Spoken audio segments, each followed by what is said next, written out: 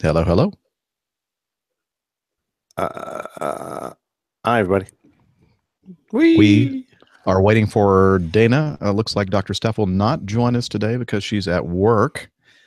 Most of us here in the United States have a 4-day weekend. Wow, lovely. Lucky you. Uh-oh. A noob mistake again. Uh-oh. What's that? That's some dude that just won't shut up. No, thank you very much for asking. My leg's fine as long as I don't use it. And since I'm currently sitting down, that's no problem. It's bloody sore, though. I mean, it's just I've got a big lump on my Achilles that when it flares up, yeah, exactly. It just seems to get worse and worse, and any flexing of my ankle just becomes extremely painful. So, just something to live with. I'm afraid we're all getting older. What? So I've heard. By the way, Lev, do you like my big microphone? Yes, that big microphone looks so nice on you. Very big. Yeah. I'm not compensating, you understand. Mm-hmm. And there's Al. Howdy doody, Al. And Richard. Richard's got a big Captain Richard Bell. Captain Bell, yeah. I bet they don't call him Dingaling, do they? Behind his back, they do.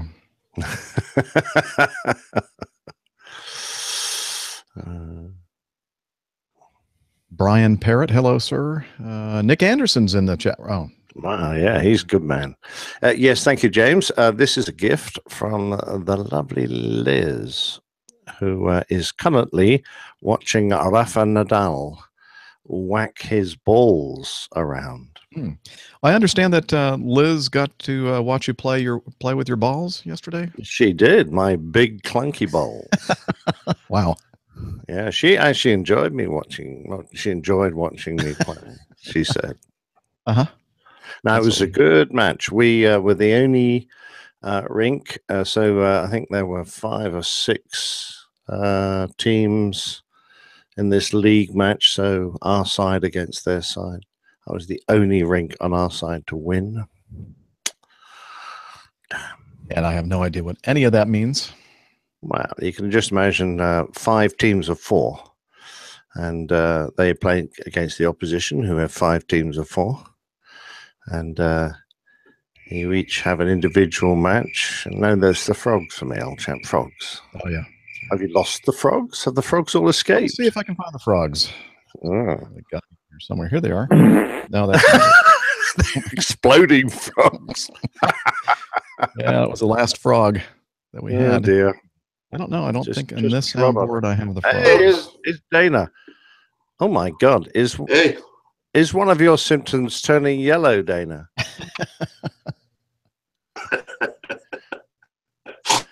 No. Or going bald?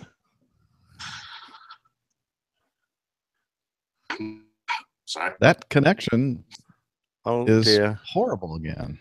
Yeah, your internet sounds a bit twangy, old chap.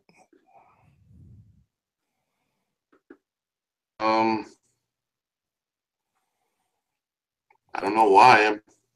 Is there anything using the? I mean, do you have like a background process that backs up stuff on your computers? Or have you got nothing's running on this thing? What's that? Are you downloading something dubious, perhaps? Watching Netflix? Or somebody watching Netflix? RedTube? Nope. Huh. Pornhub? No, I'm kidding. It's all shut off. And I'm not hearing your mic. I mean, do you hear me at all? I hear you, but do you have the ATR mic? Yeah, it sounds like you're on either a headset mic or the computer mic. Right. Because you got your head in a bucket, sir.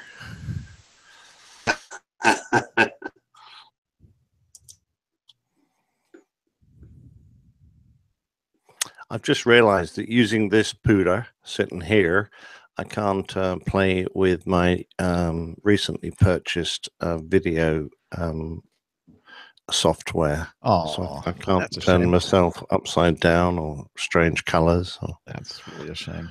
yeah, I turn missed that. myself into a monkey.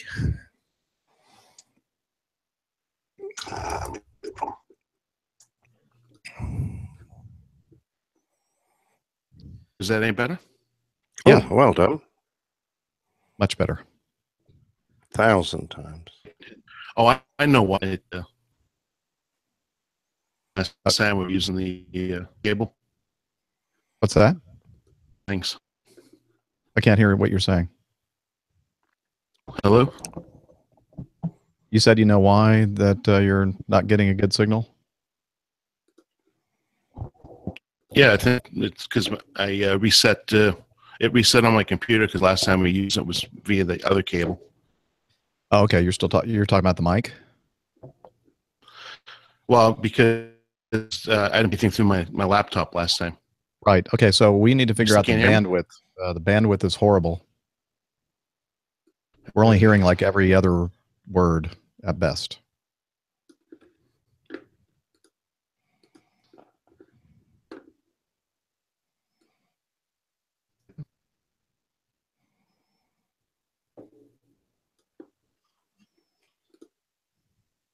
So hello, everybody in the chat room. Thanks for joining us last minute here.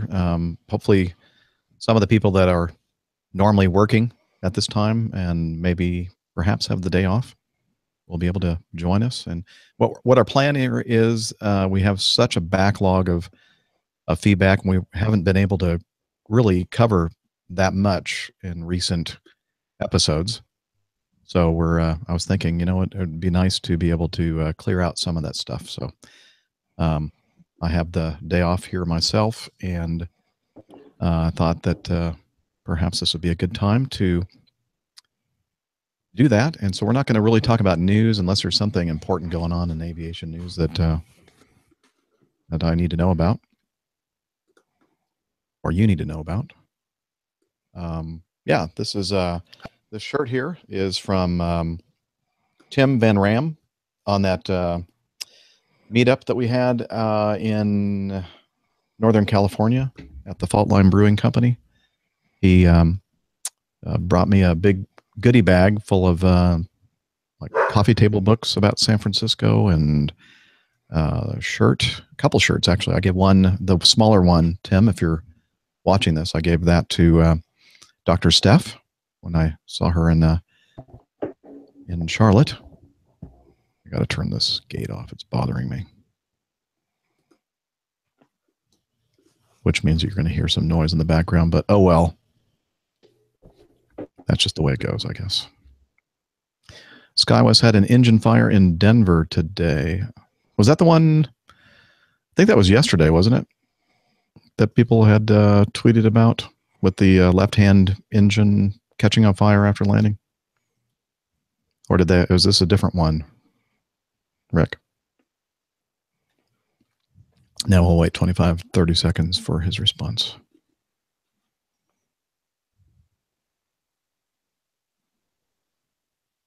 So what's going on there, Dana? Are you figuring out what's going on with the bandwidth? Yeah, I just checked it. Is this any better? I lowered the bandwidth going out, coming in. So hopefully that's a lot better now. Yeah, it sounds good to me in the UK. Yeah, sounds better to me. Sound good. Okay, yeah, I lowered the bandwidth, so I'm getting 0.05 and then upload only 1.07. That's during the day with nobody home. That's crazy. I thought you had a much better package than that. No, I did pay for a she much said. better package. But I did pay for a much better package. I'm going to have to call them now. They have a few more days off here, so. Oh yeah, you'll be able to get is. all those jobs done. So, you know, I'm suspecting that maybe there's some things going on with other machines that are connected to your internet that are like backing up files and that kind of thing, because that's pretty low bandwidth. I thought you said you had like 30 down guaranteed or something like that. I'll check into it. Yeah. Okay. All right. I'll give them a call. At least you hear. Well, nope. I really wish that we could do something better than this because, well, you know what? I'm not going to edit this. Normally, this would take me forever to edit out because trying to splice together all your words because of the packet loss. But as I was telling Captain Nick, I am not going to do any of that type of editing on this show because this is just an extra thing. So I guess we'll just have to deal with your poor bandwidth. I've got it selected all the way down as low as they'll go now.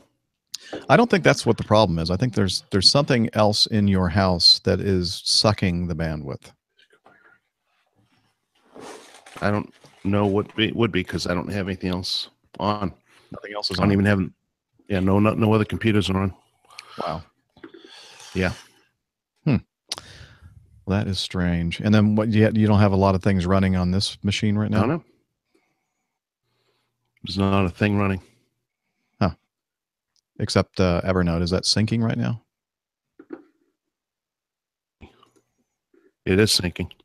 Ah. That could be part of it. And it's probably been a while since you've used Evernote on that machine, so it's probably trying to catch up with last everything week. that's changed. I used it last week. Okay. Why don't we just let me know when it stops syncing, and then we'll start the show. I just closed out of it. Now, yeah, but see if how's my bandwidth? Bandwidth any better? Okay, so start talking. So yeah, it's been a fun week for me. Lots of things going on. So hopefully we can talk a little bit about that. But how's that bandwidth now? I can hear you just fine. Okay, so it was the Evernote that was pulling it down. Yep. Okay. All righty. Well, let's see here. Let me go. I just want to have Evernote up. Yeah, you're still kind of breaking up a little bit, but we'll deal with it. And this Nev makes a good point here. Why don't you restart your router or router, whichever you prefer?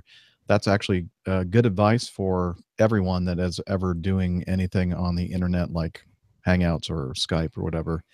Restarting the router and restarting your machines and making sure that stuff like background processes are not taking place. But we can do that next time. In the meantime, I think we should probably start this show. The show must go on. Do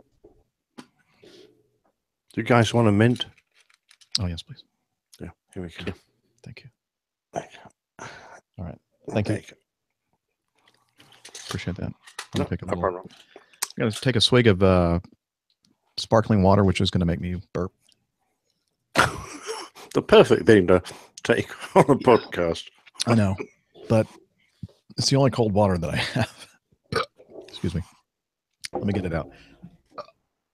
All right.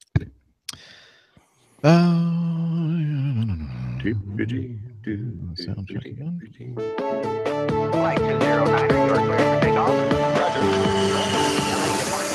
And let me make sure that we're recording. We are. Excellent. Airline Pilot Guy, episode 278.5, Feedback Extra.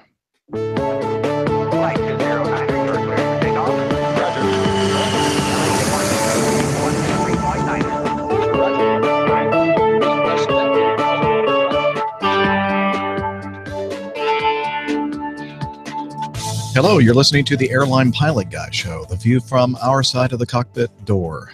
I'm Captain Jeff, your host, broadcasting live from Studio 1A in the APG headquarters building in a northern Atlanta suburb, Roswell, Georgia. In today's episode, well, this is a feedback extra, so we're going to focus on covering your feedback. So get all settled in. Tray tables and seat backs in their upright and locked positions. Electronic devices powered on. Flight 278.5 is ready for pushback.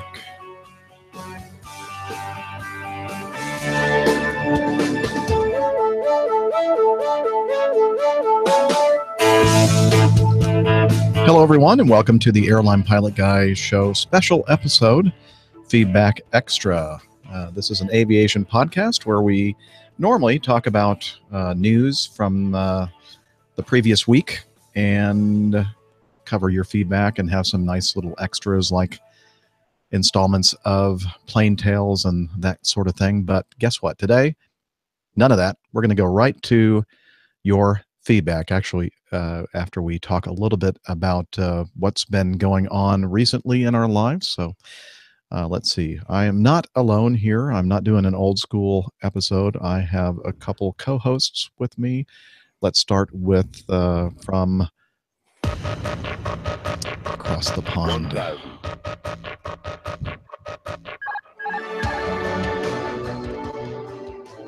Former fighter pilot, professional photographer, commercial airline captain for Acme Red, flying those wide-body Airbuses.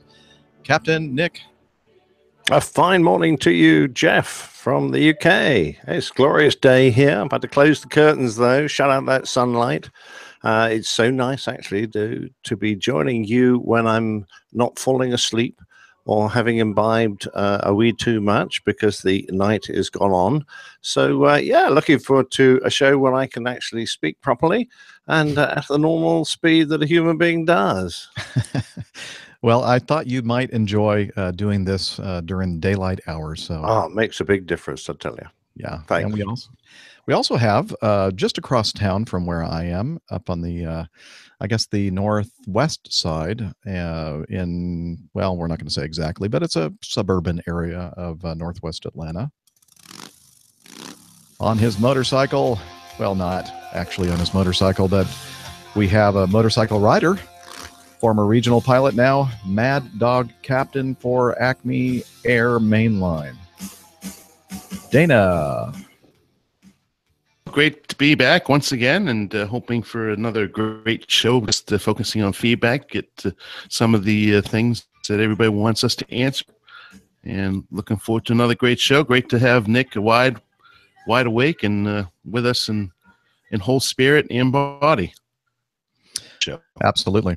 And just to let you know, a little technical note. Normally when we publish these audio podcasts, I go through and tighten things up and, make little edits here and there. But guess what? This is going to go out raw. So please pardon any technical issues that we might have on today's show. And I guarantee we will have them because we always do. And, yep, there you go. I just heard one. Actually, that might be some kind of a digestive issue, not a technical issue. But anyway, so that's it. Here we are in all of our raw glory. Too bad Dr. Steph couldn't be here to see it. No, she's probably hiding her eyes. Averting her eyes. Yeah, speaking of Dr. Steph, listen, see, right here. We have somebody using the water right above where I am here in the basement. So we're hearing the water going through the plumbing system in my house. We haven't heard that in quite some time. But now you could always describe it. Describe it. You could always disguise it by flushing the toilet one.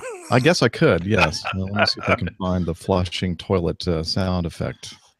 I cannot. Oh well. I think it's on another. Have to make do with the real thing. Yeah. Yep. So, sounds like the plumbing system has recovered, but that's exactly what I'm talking about. That's what we're doing today. We're doing it raw, with all of our warts and whatever you say after that, hanging out there for you.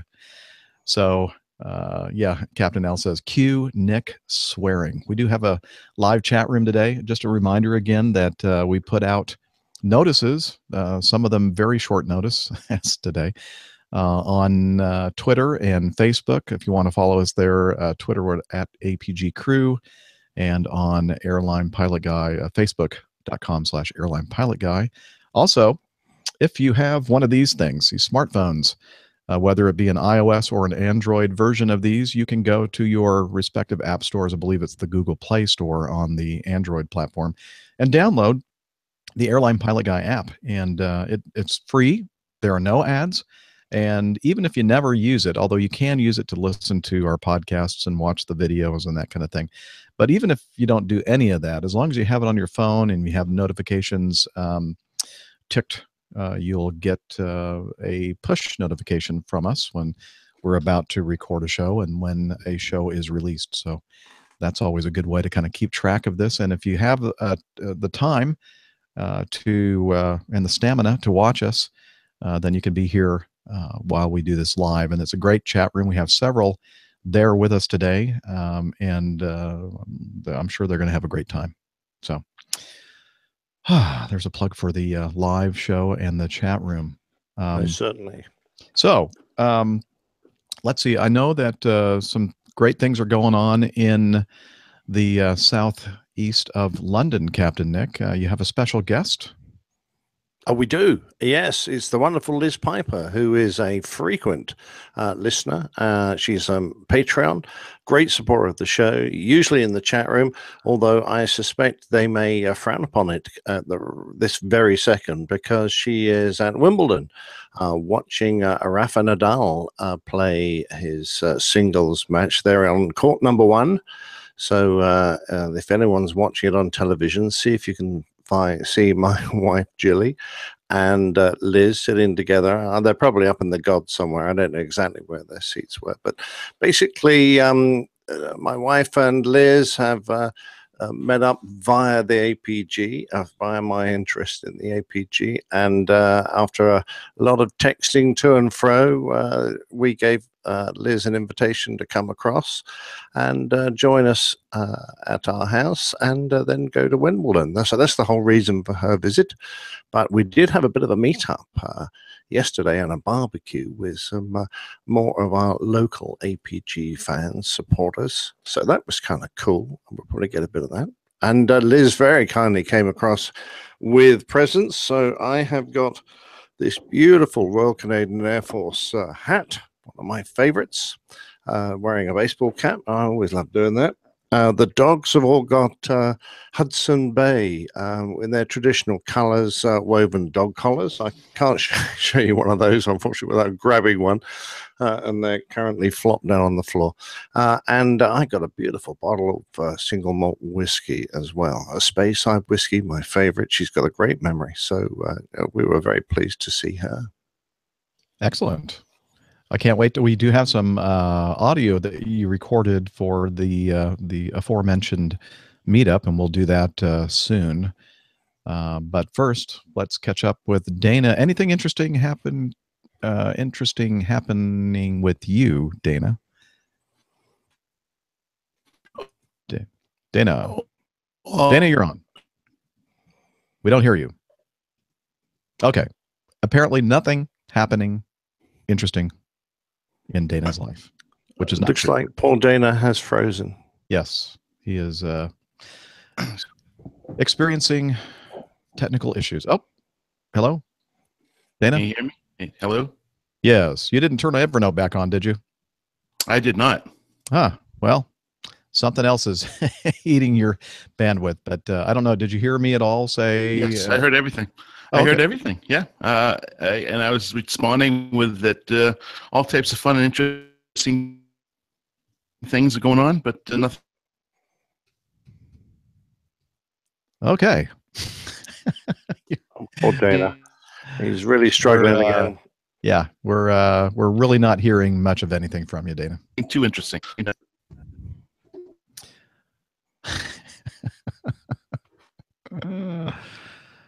Well, I don't know what to tell you. Dana does have a lot to tell us because he had an experience at a hotel. Actually, he was exposed to something at a hotel, recent layover, and it was kind of a shock to him. And oh, look, he's gone now. Maybe he's going to restart the whole thing. Yeah, he messaged to say he's restarting everything, so we might see him again in 5 minutes or so, I guess. Okay, all right. Well, we'll hold off then on that, and when he gets back, he can tell us about his his life in the last few days. And in the meantime, you think it might be a good time, Nick, to play that audio that you recorded? Yeah, it'd be a perfect time. Okay, let's do that then. And here, whoop, sorry about that. Let me do this. And hit this button right here.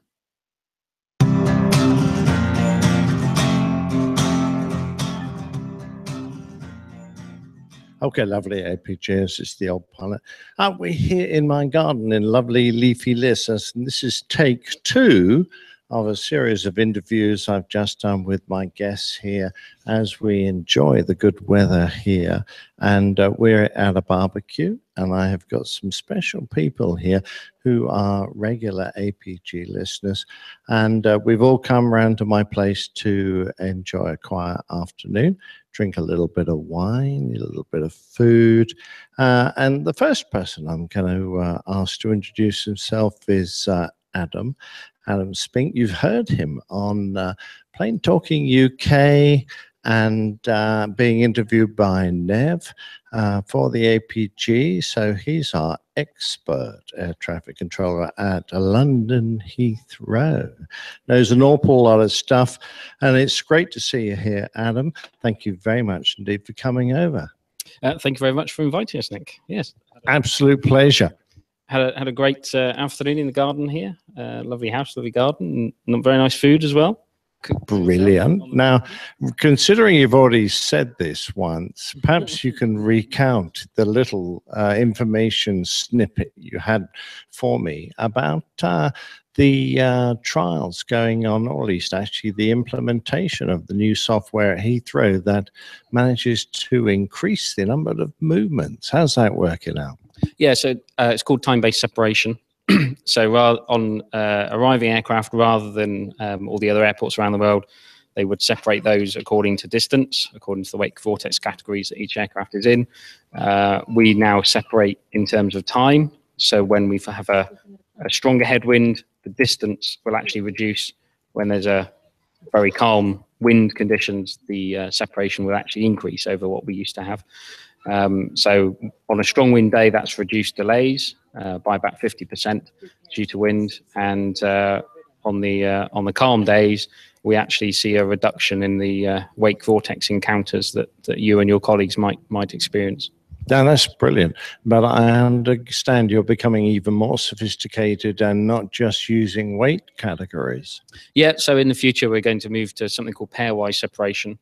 So rather than dividing each aircraft or a group of aircraft into one of 5 categories, we'll actually specifically nominate a separation to be used for that discrete aircraft pair. So, for example, a A330 followed by a 320 might be 3.2 miles. A 330 followed by 321 might be 3.1 miles, that sort of thing. Now, would I be right in saying this is world-leading technology? It is. We're the only airport using it at the moment. A lot of other airports are looking at it and starting to develop the tools, but we're the only one using it at the moment. That's fantastic. And I must admit, I do appreciate the benefit of less holding time on bad weather conditions as we come over the pond. Okay, I'm heading across the garden here to my lovely wife. She's done an awful lot of work to prepare the house today. Hi, darling. Hello. Liz is here. Have you noticed? I have actually, strangely, yes. You're very clear, very astute. So a word to say, perhaps looking forward to tomorrow at Wimbledon? We certainly are. I've just got the schedule for the day. We will see Venus Williams, Rafa Nadal, and Johanna Konta. So, oh my Lord. It's going to be good. You girls are going to be happy. Because the whole point of Liz coming over here has been to enjoy a bit of Wimbledon. So Nev's just swapped places. Last time I recorded this, only a few minutes ago, he was the other end of the table. But here he is, our very own Nev Tech man, who I must admit disappointed me enormously by not bringing his audio equipment and using his own interview skills to do this. Nev, any comments on my ineptitude? It's what I would expect, actually, Nick. But notwithstanding that, thank you very much indeed for inviting us to your lovely house. Yeah, enough of that. Thanks very much. And yeah, brilliant weather today, absolutely spot on. And yeah, it's hopefully it will continue for the next week or so. It looks set fair, and had some great food and drinks. So thanks so much. Oh, you're very welcome. Any comments on your recent addition to the Plain Talking UK podcast? Yes, I was very surprised and very flattered that the guys wanted me to take part in the show. I just hope I can live up to their high production value expectations. Well, I must admit, Matt does a great job, and I'm sure you and he are going to be a fantastic combination. Yeah, I think so. And no, I really enjoy my contributions that I've been doing. And yeah, I think it's going to be a nice team of people to work with. Now, beside him is his ever-suffering, long-suffering wife, Sue. So Nev is going to spend even more time in his dungeon. Any comments, Sue? Well, on a Friday night, it means I can watch as much trash telly as I like. And I know I'm not going to get interrupted, so I see that as a bonus, really. Absolutely right. But how about the scantily clad ladies that are going down to join him in his studio? Well, I don't know about that. You know, I think possibly we're going to have a password system. As it is, I have to knock on the door when I go into his studio. I know it's terrible, isn't it? I'm surprised there isn't a sign up that says "keep out." But yeah, good point. A safe word would also probably keep your marriage going a bit longer. Marvelous. Any final comments, Nev? Yeah, I'm going to be buying some signs for my studio very shortly, and I will be choosing what they say. Good for you. Okay, I'm just wandering past Liz. I'm going to Stuart Aslett, who you will remember was the man who had the idea of getting the whole of the APG over to Farnborough. Stuart, you've had some changes into your life. Not only that, your wife has turned into a small black Labrador. Any comments there? What a gorgeous dog. Hi, everyone. It's great to be here. Thanks for inviting us, Nick and Gilly. And I do hope the coffee fund has recovered from Farnborough. And I must say, what a pleasure to meet Liz, all the way from Canada. Absolutely lovely. It is super. Now, you've had some important changes in your life. Tell us what's been going on. I have, yeah. So for the last 20 years or thereabouts, I was a paramedic. And I feel like I'd done my time and it was time for a change. So I've joined the rail industry, so I'm not going to be controlling any aircraft anytime soon, but hopefully some trains. And yeah, I've been really busy with the training courses and getting my head around the new industry. That's really the main reason I haven't been in touch, sent in any feedback recently. But I have been listening to every show and thoroughly enjoying every single one of them. So thanks for all you do, Jeff, and all the guys. It's brilliant. Brilliant. Absolutely. Hope this new job keeps you on track. Now, Louise here is the fabulous husband of Adam Spink. Now, she is another controller, so we've got a... Sorry? Oh, did I say husband? There you go. That's a bottle of wine for you. Wife off. The lovely... actually, I think that depends who wears the trousers in your house. Yeah, so probably is the husband, actually. And there you go. Okay. Now, come on. Spill the beans on Farnborough during the air show. What's it like? Yeah, it's good fun. It's a pretty dynamic couple of weeks. Lots of different aircraft coming in, lots of different nationalities. And yeah, it's just really good fun to do something that's a bit different to the everyday. Any professional jealousy in your marriage? I think because our jobs are so different, I think we managed to keep it fairly separate. So no pulling of rank? It's probably more me than him, actually. Well, I'm delighted to hear that everything is fine in the Spink household.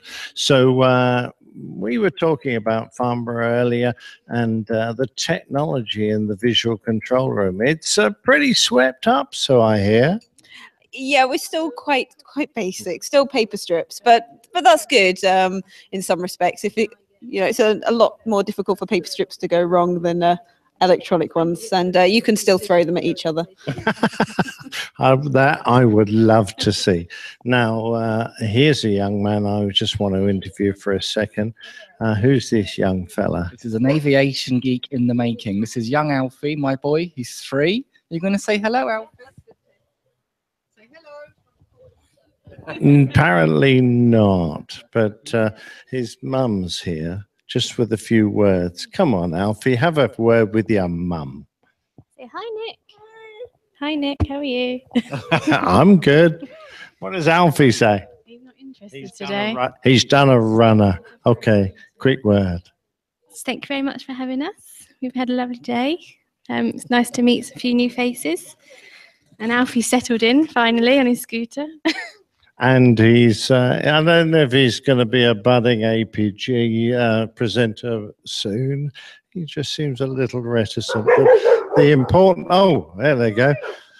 We've got a visiting dog here, the lovely Labrador that Adam owns. And Rugger has decided that he needs a bit talking to. But the important person here today is, of course, Liz Piper, who has trolled all the way across from Toronto in her awful Boeing. What was it like, Liz? Disappointingly for you, Nick, it was quite lovely. Ah, damn. So, quite lovely in a Dreamliner. It was quiet. It was spacious. It was a pretty new plane. It was less than 2 years old. So it didn't go tech. You'll be glad to know. I don't think they last much longer than that, So it's near Liz. the expiry date. But then you spend the night in the Radisson Hotel, which overlooks Heathrow. What's that like? Oh, yeah. It was the Renaissance, and I had a runway view room, and 27 right was right in front of my room. So I could watch lots of, I think they were on arrivals at that time. They hadn't changed over yet, but saw some fantastic 380s, 340s, a 350. Am I naming all the Airbuses? I think You're doing a great job. there was the odd Boeing there, but we didn't really pay any attention to that. No, they rarely make the runway. They usually just end up in a big hole just short. So the big reason for you being here is to head off to a tennis competition tomorrow. Is that right? Absolutely. Your fantastic wife, Jilly, and I are going to Wimbledon tomorrow. Woohoo! And she just showed me the lineup. We're going to see Rafael Nadal, which is pretty exciting. I believe Venus Williams and Joanna Konta, your local favorite. So yeah, we're going to Wimbledon tomorrow. And it looks like the weather, cross our fingers, is going to be fantastic. Brilliant. Okay. Anyway, we're delighted to have you here in the UK. So from the APG headquarters here in Liz, it's goodbye from Liz. Bye, everybody. Very well done. And that's the way you normally sound on recordings. No, I don't. I must admit, it was well into the afternoon by the time we got the recorder out. So we'd had lovely champagne to start with. We got onto the Pims. So we had jugs of Pims, and then the lovely local brewery in Steph's Growler. I filled that up with beer from our local brewery, and we were serving that. And then we had wine with the steak. So I was speaking a little bit blurred by then. I was seeing a bit blurred as well. That was one of the most enjoyable things that I consumed while I was at Farnborough last July. That was the Pims. That was a nice, refreshing adult beverage. It is. We found some strawberry and mint flavored Pims, which went down very well indeed. So I must ask, Nev, I'm watching you on Twitter, and he tweeted a photo of the way to watch APG, and it looks like he's eating something. I can't tell exactly what it is, though. He'll have to tell us. Nev's in the chat room. Anyway, it looks like Dana's still, he's back with us. At least we see his video, and he's still muted. So let's see if we can hear anything from Dana. Can you guys hear me now? Yeah. Excellent. Well, your video on my end is a whole lot clearer now too. Now they reset everything. Okay, still a little bit of hiccuping here and there. So if you'll at that bandwidth thing, if you want to kind of lower it a little bit, and that way your audio will probably improve. And that's really the thing we care most about is the audio, because you're about to tell us some interesting events that occurred in the last few days. Yeah, well, I came home from my last round trip last week, and I get a frantic call on my a message on my cell phone, and it was the crew health folks saying, "We need to talk to you immediately. As soon as you get this message, please call us. We have to talk about something." Of course, then you wonder, your heart sinks. Well, what's going on? And so I called them back, and I had to go through customs. So I said, I'll have to talk to you in about 20 minutes. Will you still be around? Because it's 5:30 in the afternoon on Friday afternoon. They said, yes, we'll be waiting here to talk to you. So needless to say, go through customs, and they tell me when I get them on the phone that I have been exposed to a disease called Legionnaires' disease. I think I mentioned way back 3 weeks ago now that I had that overnight in Memphis where I had the airplane that had a mechanical issue. Well, they put us in the short overnight hotel, which was a newly established hotel and also a new hotel, only open about 6 or 7 months. So no pilots had ever stayed there before, and no pilots have stayed there since. And unfortunately, when I was partaking in a little afternoon relaxation and sitting in the pool and enjoying some really nice sunshine, and then went over to the jacuzzi and sat in the jacuzzi to relax some of the muscles. Apparently, that was a mistake on my part, because that facility has been splashed all over the news in the Memphis area, especially that Legionnaire's disease has been attributed to 3 cases from the hotel. So I've definitely been exposed. Whether I actually have the disease has yet to be decided, because I'm waiting for the test results. However, I do have an upper respiratory infection in my lungs. I spent a good part of the day on Saturday in the hospital getting tested and treated and so forth and so on. So unfortunately, I'm on all types of medications that prevent me from doing my job in a safe manner. So I will not be attending work this week. But it's been an unbelievable month between Baltimore with the street exploding, and then of course now this pathogen that I've been exposed to. It's been less than a fun month in the flying world. And as people may be able to hear, my voice is a little crackly beyond the internet. Yeah, I can imagine. It's been trying. It's been tough for us to watch you go through everything you've gone through, and we're all hoping that you do not have the pathogen in you. And if you do, I guess you said they have a protocol that will take care of it pretty well. Well, the treatment is exactly the same for a respiratory infection as it would be for the Legionnaire's disease. Basically, it's a form of pneumonia, and it's the same treatment protocol. It's going to be anti-inflammatory medication, steroids, and inhalator and inhalate. What's that thing called? Not an inhaler. I've got that too, but it's a liquid machine that it nebulizes. That's it. Nebulizers. Nebulizes and so I can breathe that in, so I can breathe a lot better. But the moral story is that it's 100% recovery. Even if I did get the pathogen, it's not going to be a long-term effect. So I'm very fortunate for that. And just goes to show you that it's all not always fun and games and glamorous. You try and enjoy the overnight, and lo and behold, you end up with some strange disease. Thank God it's not down in Africa someplace getting stung by a mosquito that's going to change my life forever. So I feel very fortunate in that regard, and I'll be okay. Just still a little short of breath, and it's it will work its way out. So I'm just happy to take your medicine and get some rest. I am. I've done nothing this holiday weekend. Good. In But fact, when I mentioned that I thought that doing a feedback extra might be kind of a fun thing to do. I wasn't really expecting anybody else to join me, but fortunately, both Nick and Dana said, "Yeah, I'm up for it." And then when we got everything going, Dana wasn't there, and so I kind of sent him a text and said, "What, are you going to join us?" And he goes, "Oh, sorry, I was asleep on the couch. I'll be right there." So you are definitely relaxing and taking it easy, and we're glad to hear that. Very much trying to. I mean, I got a call from the that's from Chief Pilot, and I said, I really want to come to work tomorrow. And he says, "Man, are you contagious?" I said, "No." He says, "Do you still feel not so good?" I said, "I feel great. I just have this little cough." He says, "Stay home." Yeah.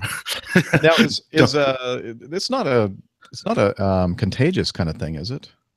It is actually. I've done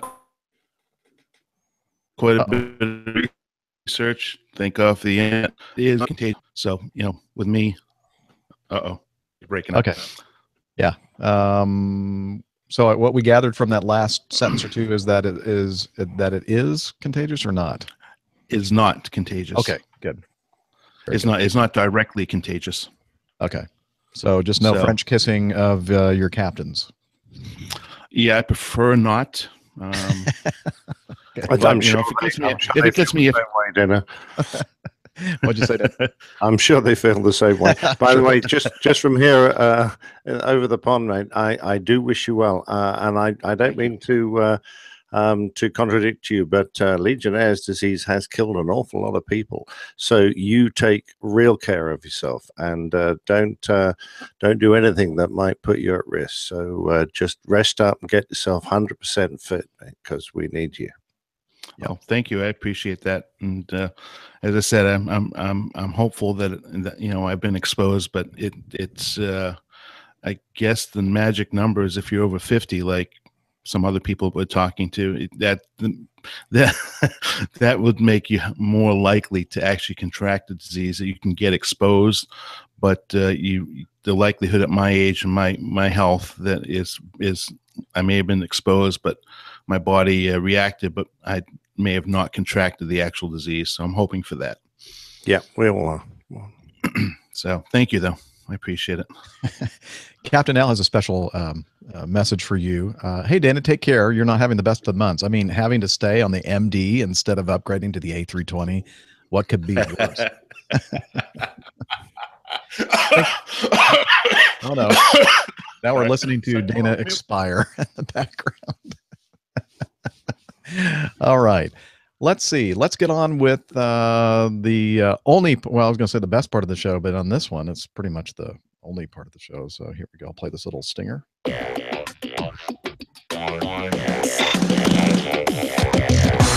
Captain, incoming message. All right. We're going to start with some feedback from Steve. I think this is Steve Horn. Let me just double check here. Yep, Steve Horn, guy that I met up with last week when he was on a layover here in Atlanta. And he said that somehow he stumbled upon this video, which was actually uploaded on February of 2012. But apparently this airline, which I've never heard of before, and it may not even exist anymore, Airfile Express, operating, speaking of Airbuses, Captain Al, landing in some place in the Philippines, I believe. I'm not sure exactly. But a little bit of audio from this. You really need to watch the video to really get the full effect, but we're just going to play a little bit of this audio and listen to the comment by the person taking the video toward the end after they have slid off the end of the runway.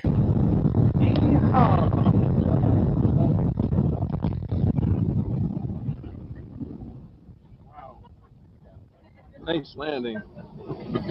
Okay, here we are in Boracay. Bye-bye. Okay, so he just mentioned where they are. Maybe it's Indonesia somewhere, but they slid off the end of the runway, and the thing comes to a stop, an abrupt stop after it leaves the prepared surface, and he goes, "Nice landing." And some nervous laughter in the background. So, yeah, I couldn't believe it when I watched that for the first time. They landed, they landed deep, but it's obviously not a huge runway. And when I saw the touchdown markers for what you'd normally use on your approach end, where this is now at the far end of the runway, when they just spit under the wings, I went, that's interesting. And then I saw the piano keys go under the wings, and I'm thinking, well, I hope there's a long overrun on this run. There wasn't. Nope. It was just grass. Lots of grass. But hey, it did the trick, right? It stopped the airplane. Oh, dear. Now, I've just gone on the internet, and they're called Airfill Express. So I think there's something to do with Airfill Philippines. Express. Okay. Yeah. I saw that. That's Phile. they changed their name a little bit. I don't know. And they are actually IATA accredited. So there you go. They still seem to be in existence, despite their tendency to use every inch of the runway plus a bit. Okay. Well, interesting. Excellent. Okay. Moving on. Let's see. Joe sent us something here. APG crew, interesting article regarding NOTAMs. Hits exactly on the points discussed a few episodes ago. And of course, he sent this in on May 24th. So it was several episodes ago that we discussed NOTAMs. And the title of this story, this is from medium.com. MH17, that was the airplane that was shot down over Ukraine. A Darker Truth by Mark Z. And again, that's from medium.com. The Malaysia 17 story has been told, but beneath the knotted narratives of the accepted version of events, well woven in the 3 years since the Boeing was brought into an afternoon cornfield in Ukraine, lies a simpler, darker truth. As industry experts, we've comforted ourselves knowing that nobody considered that civil aircraft at cruising altitude were at risk, and this is from the Dutch Safety Board report. When fingers were pointed at Malaysia Airlines for overflying a war zone, we were quick to tell the public, not fair. Everybody else did the same as well. We were all apparently operating under the same misguided reassurance that this was a war going on underneath the airways, and that cruising at 33,000 feet over the top of it would be just fine. As an airline pilot at the time, I did the same as everyone else, using the eastern Ukraine routes and monitored the conflict beneath us with interest on each flight, but without concern. But what if we could have known? What if the risk information was actually there, but for some reason we weren't seeing it? Well, it was. And then he goes on to talk about the international NOTAM system. And let's see, he has some graphics here. Again, we'll put a link to this story in the show notes. Very interesting. And he shows a NOTAM, and he said you might have spotted that they look a little coded. Yeah, no, that's a understatement when it comes to NOTAMs. You might think that this is because computers process the information. Wrong. Unfortunately, this is a format primarily intended to be read by humans, pilots, and it's awful. We can work with the date time groups and the abbreviations. CLSD for closed isn't so bad. RWY for runway isn't too hard on the brain, but let's look at this one. And then he has an example of a very complicated NOTAM. And he says, on a routine post-Soviet Eastern Bloc overflight, I will see tens, maybe hundreds of tempo-restricted areas in my 20, 30, maybe 50-page NOTAM briefing. Russia is very fond of them, and as are many Eastern European countries. I don't plot the coordinates of them, and I trust that air traffic control will keep me out of anywhere I shouldn't be. I would discard it with a glance and move on to the next one. But wait, this notice was on board MH17. This was the warning from the Ukraine authorities that something was going on that MH17 crew should know about. It was published on the Monday, 3 days before MH17 was shot down, and it was published only because on that Monday at 9 o'clock in the morning, an aircraft at flight level 210 had been shot down. To the pilot, to the dispatcher, to the crew of MH17, it's indecipherable. It looks the same as every other routine TRA. So, and it goes on. And I really do recommend that you read the remainder of this particular column or a story, because it's interesting that the fact that there were some red flags there, but because of our antiquated and inadequate NOTAM system, they weren't noticed, and everybody was just operating business as usual over those routes, including Acme. Including Acme Red. Yeah. In fact, there were a number of international airlines had been over that piece of airspace minutes before and continued after. No one really had any appreciation of just how dangerous it was. No, they don't. They didn't. So, anything to add on that, Dana? No. Okay. Good. So we can move on to the next one then. Again, this is we've had stories and feedback regarding NOTAMs before on the show, and how they really do need to do something about them to make them more legible and cut down on some of these extraneous NOTAMs they put out there that really are something that we shouldn't have to slog through on every flight, because they talk about signage that's not exactly standard, and all these lights that we really don't care about, but I guess legally they're required to put these things and post these things. I guess it's probably something that they if they don't, then somebody could sue them because they didn't say or tell us that that light bulb was out on this certain taxiway. But it just kind of gets mixed in with everything else, and the important ones, such as this one that was trying to warn airlines that they probably shouldn't be flying over this war zone, they get missed or overlooked. Yeah, I mean, in today's modern communications, the system they use for writing them, this gentleman is quite right, goes way back beyond the invention of ASCII, I think, as a type, and it just is. One, it's almost indecipherable, and two, there is very, very little separation from the insignificant from the vitally important. Not even something as simple as, say, a traffic light system, color coding, the ones that all pilots should really pay attention to, and the ones that really only apply if you've got the time, or if you're doing something really detailed examination of a new airport you've never been to before, and we're trying to work out which taxiways might have an odd corner that's a bit sharp, or a bit that's closed, so some work in progress, that sort of thing. So just bundling it all together into these vast it's a plethora of NOTAMs, and the guy's right, 50, 60, 70, usually double side printed, and usually around print size 8, a tiny print, and it's just a mass of code, and trying to get through it all in the little time we have to flight prep is quite honestly a physical impossibility. Yeah, by the time you're finished with your 10, 12-hour flight, you may have gotten actually through the whole thing.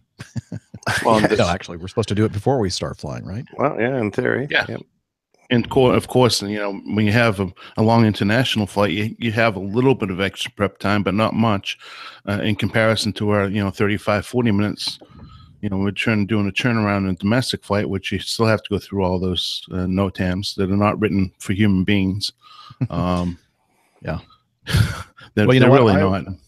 The thing that I rely upon, and I think most of us do, is that when we pick up the Automatic Terminal Information Service, the ATIS broadcast, whether it be digital or audio, you hope that the really, really important items like this runway is closed or something to that effect are going to be reflected on the ATIS, and that will keep you out of trouble in most cases. But something needs to be done, and we've been screaming about it for years, and we're hoping that they'll do something about it in the future. Yeah, that'd be okay. Nice. Hey, Sean McHale, I met with him. Let's see, a couple weeks ago in Tampa, and he sent this in. While it's been a busy week for bird strikes, and he has a couple links to stories about bird strikes, how about something a bit more unusual, like an alligator strike? And then he has this link to news965.com. Must be out of Orlando. It looks like an alligator hit by plane at Orlando Executive Airport. A local pilot hit an 11-foot alligator which was crossing runway 725 at Orlando Executive Airport, KORL. I was told that the pilot was flying a Navajo and the gator jumped up and struck the wing during his landing. Now, do gators actually jump? Huh.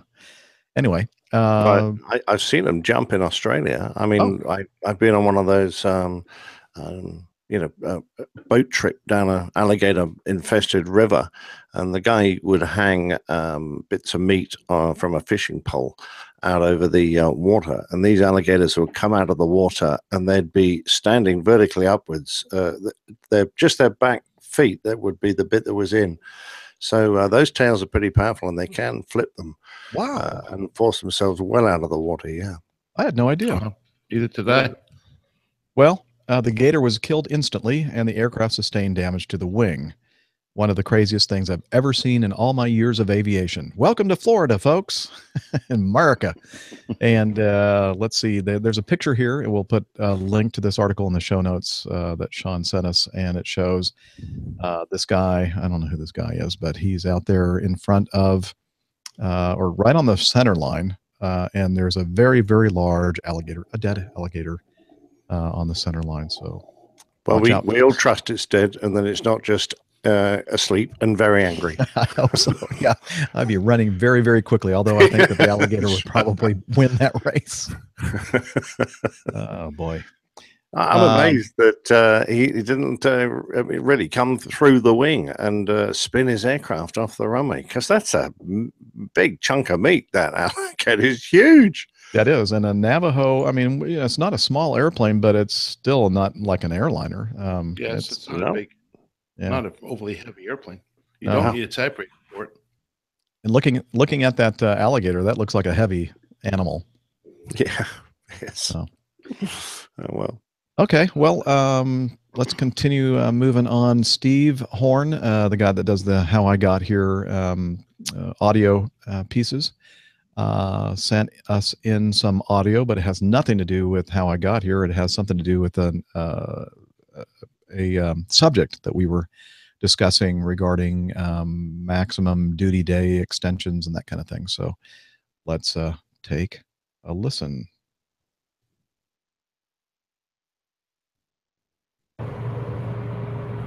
Hi, Jeff and APG crew. It's Captain Steve over here at Acme Jr. I'm just listening to, I think it's episode 275, and you guys are discussing fatigue and extensions, etc. Little thing, I think it was Mark was the crew scheduler that was asking about calling in fatigued versus accepting an extension. And you guys are exactly right. At the regional level, we are getting pushed right up to the limit sometimes, and 6 legs a day. I just did 3 legs and was on duty or blocked well over 7.5 hours. But it was hardly fatiguing, as blocking 7.5 hours, having 5 or 6 legs. The workload and the ability to handle the longer legs versus the multiple shorter legs for the same amount of duty time and the same amount of flight time is drastically different. And yeah, over here we accept an extension or we call in fatigue. And it's kind of interesting that they're like, okay, well, you're fatigued. I'm like, well, not now, but by the end of this flight segment or the end of this round trip, I'm going to be fatigued. I just know it based on what I've had going on. It's an interesting discussion to have. But one thing I've noticed, part of the regulation requires any extension to be unforeseen extension. And so I've noticed that they work with us a whole lot better, to the point of removing you from the round trip or taking a flight off of your schedule or something like that preemptively. If you call them and say, hey, I'm looking at the times that we have remaining, I'm looking at the time of duty that we have remaining, and we're going to require an extension later on down the road. And now all of a sudden that extension is no longer an unforeseen extension, and they're required to do something about it. So that's one little trick that I found. If I see an issue arising, I'll call them up on that, and they usually take care of it I can't think of a time recently that they haven't, where they'll pull us off a trip or change up our schedule to fit it within the duty times and make it much more manageable. So just a couple thoughts on that. Okay, thank you, Steve, for your thoughts on that. And as we suspected, things are, and as the scheduler from Acme Junior, Mark, wrote in and started this whole discussion, suspected, things are a little bit different from the regional world to the mainline world. And Dana had mentioned several of those points, and he was, as he was listening to your feedback, he was giving the big thumbs up and clapping in the background. I sure was. It's good to know that what some of the information I put out there, not all of it, some of it is actually right on the money. Hey, our accuracy rating now, I think, is at least 50%. So, you're welcome. If you want more accuracy, well, there are plenty of aviation podcasts out there that have that for you. Yeah, we'll just point you at our manuals. You can go read them for yourselves. Yeah. That's what I used to do as an instructor pilot. The student would ask a question about something. I go, well, let's get your manual out. What does the manual say? Yeah, exactly right. And I think they were on to me. He has no idea. Okay, that's not true. Of course, I was a United States Air Force instructor pilot, fully trained, and knew everything there was. Well, you are full of something, Jeff. I don't know what it was. Earlier, it was full of gas. Yeah. Yes. Now, how much can you guys actually extend? I mean, what does your commander's discretion give you? I think 2 hours, right? 2 hours. 2 hours. Okay. Yeah, that's the same here. Can you use it from your home base? This is a quiz, Oh, I mean, like if you were scheduled to get to your base at a certain time and then they extend you beyond? No, if you're due to get airborne from your base and you know that your flight is going to go beyond your flight duty period, can you get airborne anyway if it's your home base? No, I don't think there's that make a lot of difference to you. If you're within your 2 hour limit, you're going to land and be off duty within that 2 hours, then they automatically assume you're going to take it. All right. If not, you have to call the company and let them know that you're going to refuse it and not going to be able to fly it due to fatigue. So that's the assumption. Now, if it's going to go over that 2 hour extension, which is the max duty day allowed by the FAA, then you are not allowed to take off. We have what's called a latest allowable takeoff time, and if we do not meet that time, then we turn into pumpkins and have to go back to the gate. Yeah, fair enough. Okay, we're the same. We have a 2 hour. It can go to 3 if you're in an augmented crew. So if we've got an extra pilot there that is there to give us rest, we can possibly go up to 3. But there's all sorts of requirements for us to consider. So we should always avoid using it from home base or when crew members are available on standby. That should never be a requirement then. The other things we're supposed to look into account are the window of circadian low. So whether you're going to be operating during a period when you would normally be trying to sleep. The weather conditions. So you've got a complex weather system to try and get through or something difficult at your destination. That would be a consideration. Complexity of the operation and the airport. So going somewhere particularly difficult, say high altitude, that requires extra thought and calculation.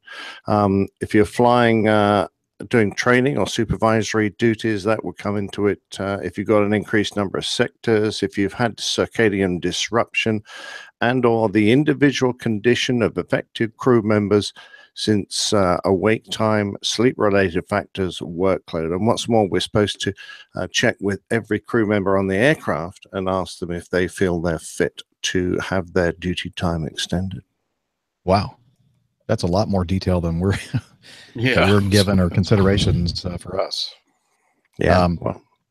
James was asking, define flight duty period. And basically, it's the scheduled time that you are to complete all your flights in the day, starting with 1 hour prior to your first departure. And that may change, I think, for international. But for domestic, it's 1 hour prior. So let's say the first flight you're going to fly is 7 o'clock in the morning. The flight duty period begins at 6 o'clock in the morning.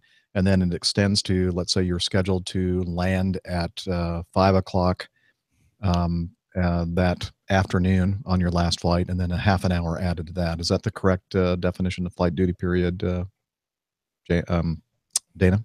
Yes. Okay.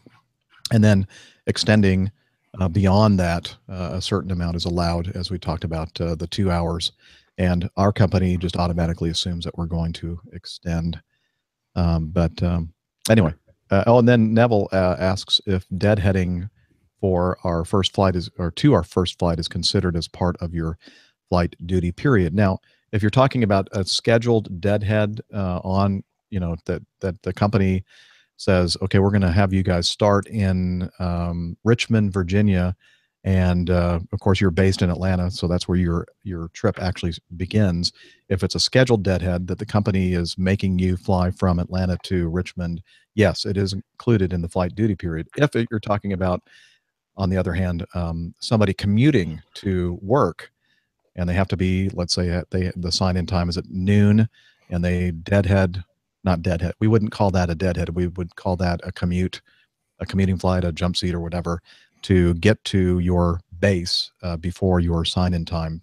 And that is not included in your flight duty period. And I think, although I'm not a commuter, so I can easily say this, I think it should be, because, it is taking energy and,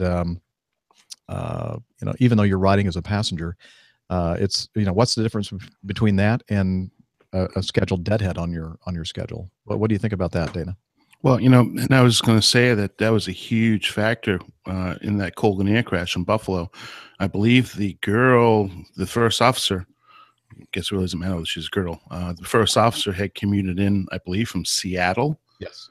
And had no sleep the night before, and then she flew, I forget whether it was 4 or 5, maybe even 6 legs that day, and that was the final leg. And I forget the captain what his deal was, but he also had very limited sleep. I'm on the other side of the aisle on that, Jeff. It's an option not to live in base. I agree with you that it certainly is fatiguing. It takes a lot out of you to have to worry about trying to get to the airport and get to work, and make sure you have enough flights scheduled to get you to work in case one cancels, etc. There's all these other ramifications, but that it's a choice and it's a lifestyle choice. So it does play into it, certainly. I absolutely agree, but that's basically telling everybody that you have to live in base, or telling the company they have to accommodate your decision to not live in base. And I don't know that one would ever fly, although I do agree with the rest issue. Yeah, I was just kind of surprised that there wasn't something regarding that in the legislation, from the outcome of the Colgan 3407. Well, we've got something in the UK EASA regulations that say that we should consider making arrangements for temporary accommodation close to their home base if the traveling time from their residence exceeds 105 minutes.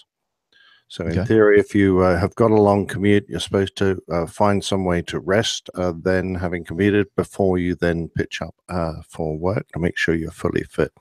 And our positioning rules are such that if we do a positioning flight to go somewhere and get on an airplane to operate, that when we report for the positioning flight, that's when our flight duty period begins.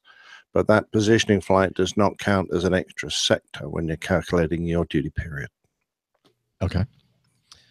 Well, excellent. Okay. Yeah. I see both sides of the whole, commuting to work kind of story, and whether it should be included in the flight duty period. But I don't know. I just think that I like the verbiage that Nick just read as far as his company's policy, although it doesn't sound like it's a binding kind of thing. It's just, you should be considering, right? Is that what it said? Something like that? Well, that's right. Yeah. But I think if you should be considering it, if you have an incident, you can bet your bottom dollar. Yeah. The regulators will be considering it very hard. So if you intend to break that regularly, then I think you'll find yourself on a hiding to nothing if you ever have an incident and are investigated. Right. Yeah, Okay, excellent. And Jeff, to the point of the whole Colgan air crash and the changes, and one of the things that they did change is our flight release. Remember, it just used to be the captain signing the flight release. Now it's both the captain and the first officer that you reviewed your fitness for duty. So you're really having to self-certify that you have met all rest requirements prior to being, arriving at work, that you feel rested, that you're physically and mentally fit to be able to perform your duties as a pilot in either seat. So, you have to consider that piece of paper that you're signing as a legal document, that if you are for whatever reason not physically and mentally able rested to do your job, then you shouldn't be signing that. That's right. Yeah, good point. So that's that's self-evaluation. If you decide to get up at 4 o'clock in the morning and pull Dallas for example, because get a lot of commuters catch that early 6 a.m. flight. 5 a.m. flight, excuse me. So you're getting up at 2:30, 3 o'clock in the morning, heading to work, and then you get a 1 o'clock show, and then you're up until 1 o'clock in the morning East Coast time. That's a very long day. You probably come in the day before, but a lot of guys and girls choose not to do that. Right. So yeah, you're right. When you sign that release, you're basically hanging it out there, and it's always kind of a tough thing for me, the one that says I'm mentally fit to operate.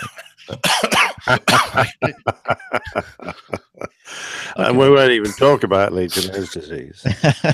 Yeah. It took a good talking about a lot of different people for me not to go to work. But then again, if I would have been signing that piece of paper tomorrow to go fly, I think that would probably have been the wrong idea. So we have a sick leave balance of time that we're allotted per year. And I was asking Dana, so, is this, he said something about, staying home from this next trip. So the trip he doesn't fly, the value of the trip is deducted from his sick leave balance. And I'm thinking, are they going to, require that you use, your sick leave balance? And I was kind of surprised that they just didn't, drop the trip and just make it, compensate you for the trip, but not actually make you use your sick leave balance, because it wasn't really your fault that you were exposed. No, I have to agree. I mean, it's the company that put him in this hotel. It's hardly his fault that the hotel turned out to have this pathogen hanging around. Right. Well, yeah, I am going to address, find out more answers, because as you can imagine, going into a holiday weekend at 5:30 in the afternoon, just getting the news and then going through customs and trying to call people today with everybody pretty much being off that I need to talk to. I will definitely be addressing that on Wednesday to find out more information, because I talked to Alpa too. Yeah, see what they have to say. About it. Exactly. I'm going to talk to several different people, so I'll address it. I don't like using my sick time. I hardly ever do call in sick unless I'm really very sick. And in this case, I ought not to be flying, so I'm not going to be. There you go. Just one quick one from the chat room. Captain Al would like to know if the FAA would ever outlaw commuting in the US, say more than 90 minutes commuting. I mean, I can't see that happening. What do you reckon?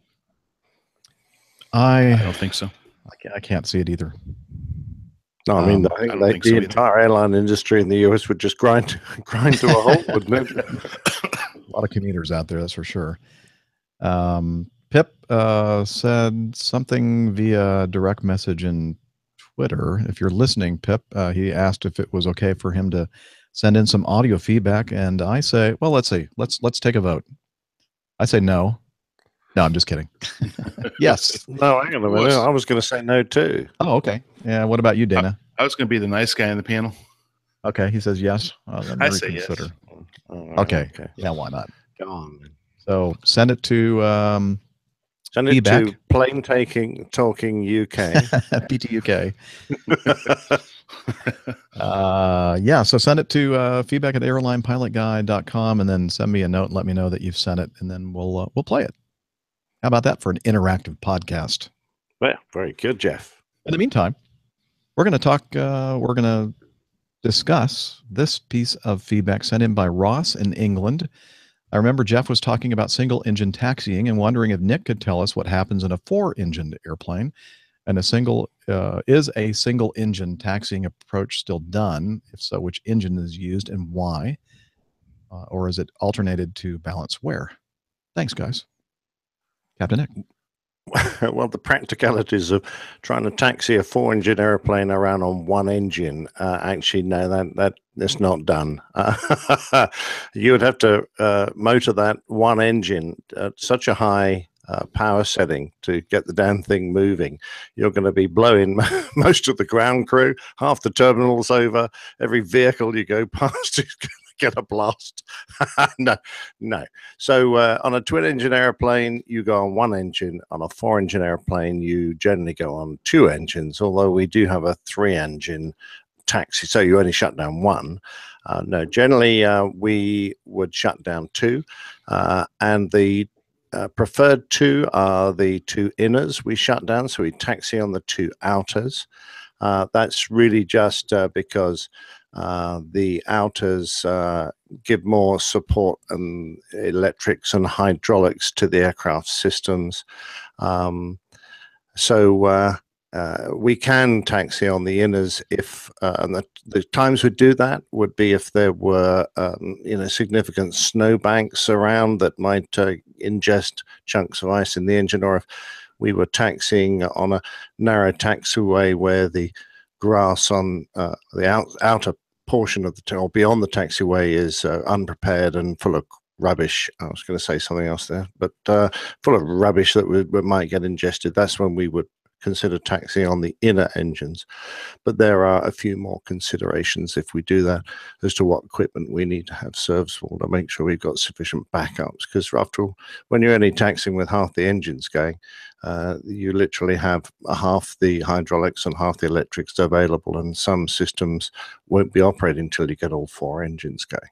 So that's the simple answer. And when you're on a reduced engine taxi out, as we do, we're not allowed to taxi across runways that are in use. So if we have to cross a runway to get to where we're going to take off, for example, if they're landing on that runway, then we're not allowed to practice or use a reduced engine taxi. So because it just takes a while to accelerate and get across, and obviously you're going to inconvenience air traffic if it takes you an age to creep across a taxiway. A runway.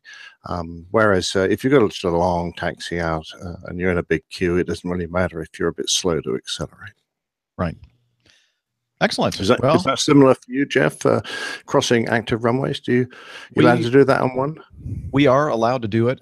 We are advised that we take it into consideration leaving both engines running to expedite runway crossing, but it's basically captain's discretion. And one of the things that I as a captain look at is, okay, how heavy are we? Were we close to our max landing weight, or are we pretty light? In that case, I might say, or if I'm not anticipating actually coming to a complete stop before we cross an active runway, I may say, yeah, let's go ahead and shut down number 2, because we use number 1, the left engine, for taxiing around during single engine taxi operations.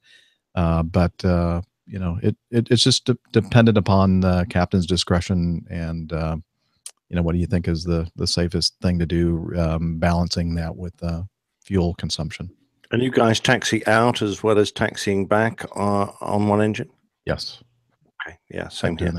One of the interesting things, though, is that if we start all 4 engines and then taxi out and then realize we've got a huge queue in front of us, and at some airports that happens because you don't get an accurate indication of your taxi time from the ramp controller, you really got to have asked the ground controller.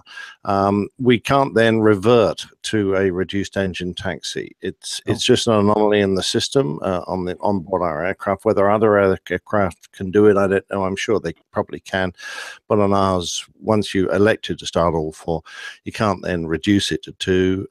You can actually shut them all 4 down and sit there with no engines running for a while if you're given a long hold, but you can't actually then go back to 2 and then back to 4 again, which is a bit odd. That's interesting. Yeah, with our, of course, granted the pterodactyl that we're flying is a little bit different situation, and we sometimes will start both engines thinking that we're going to get right on out, and then they say, okay, we have a expect departure clearance time or a wheels up time, and then we decide whether we want to shut down, just bring it only to one engine operating, or sometimes if it's going to be a long period of time that we're going to be sitting on a taxiway waiting for our wheels up time, we'll shut down both. So that's the way it works for us. But there's no problem with starting one or even taxiing on either engine, single engine taxi. Although the thing that as a captain you have to remember is if for whatever reason you decide to start the number 2 or the right engine, that you actually use the throttle, the correct throttle to push up, because otherwise you don't go very far. I've done that a couple times. Is there a problem if you open up the throttle on an engine that's not running? Then do you squirt fuel into it or something? No. Oh, okay. Yeah, because that's fine for us. Now, Mike has also asked a question: how long does it take from the time you start the inners to the time they come up to speed? Well, the thing we need to do is to get the core of the engine up to a stable, normal operating temperature, Micah, so there's no thermal stress put on the blades when we go to full power. That's the important factor. On my aircraft, it's 5 minutes. In reality, you have got so many checks to do after you've started those last 2 engines. We probably need 7 or 8 minutes at least, because even when you get those 2 inner engines going, you've then got to do your full control checks. Both of you have to do those, and then you have to run through the full before takeoff checklist, and that can take a wee while, particularly if you've got some some extra considerations going on. So I prefer to leave 7 to 10 minutes, but you can do it quickly. But if you try and do it too quickly, then you'll get all sorts of warnings when you try and take off, because the oil temperatures will be too low. And the start cycle on those big engines is probably what, 2 or 3 minutes? Actually, the 330 is worse than the 340. The 340's engines wind up reasonably quickly. The 330s, they're quite big. Fans on those, they take considerably longer to get going, and we can only start one at a time on the 330, whereas on the 340, once we've got one engine motoring at 10%, the N3, we can then start the other one. We've got enough puff from the APU to be able to start 2 engines simultaneously. Is it Jim Howard asks, do you start all 4 at the gate typically? Once we've done pushback, we do an assessment of the taxi time, and if we reckon we're going to go straight out and launch, then we would start all 4. But if we think that the taxi time is going to be delayed at all, then we would definitely consider reduced engine taxi, just to give ourselves a bit of extra gas, perhaps, and to cut down the cost of operating the flight. Here's an interesting question for you, Nick. What's your fuel burn difference between the 4 and 2 engines per hour? That is a good question. I should ask someone that. Somebody that knows. Let me think. I'm just going to think just off the top of my head and go the usual taxi fuel for about a 20 to 30 minute taxi is about 0.9 of a ton. So you're probably going to save 300 or 400 kilograms. However, you have to keep the APU burning when you're on only 2 engines, so that's not going to be quite as good as you hoped, and you generally have to use those 2 remaining engines a little more.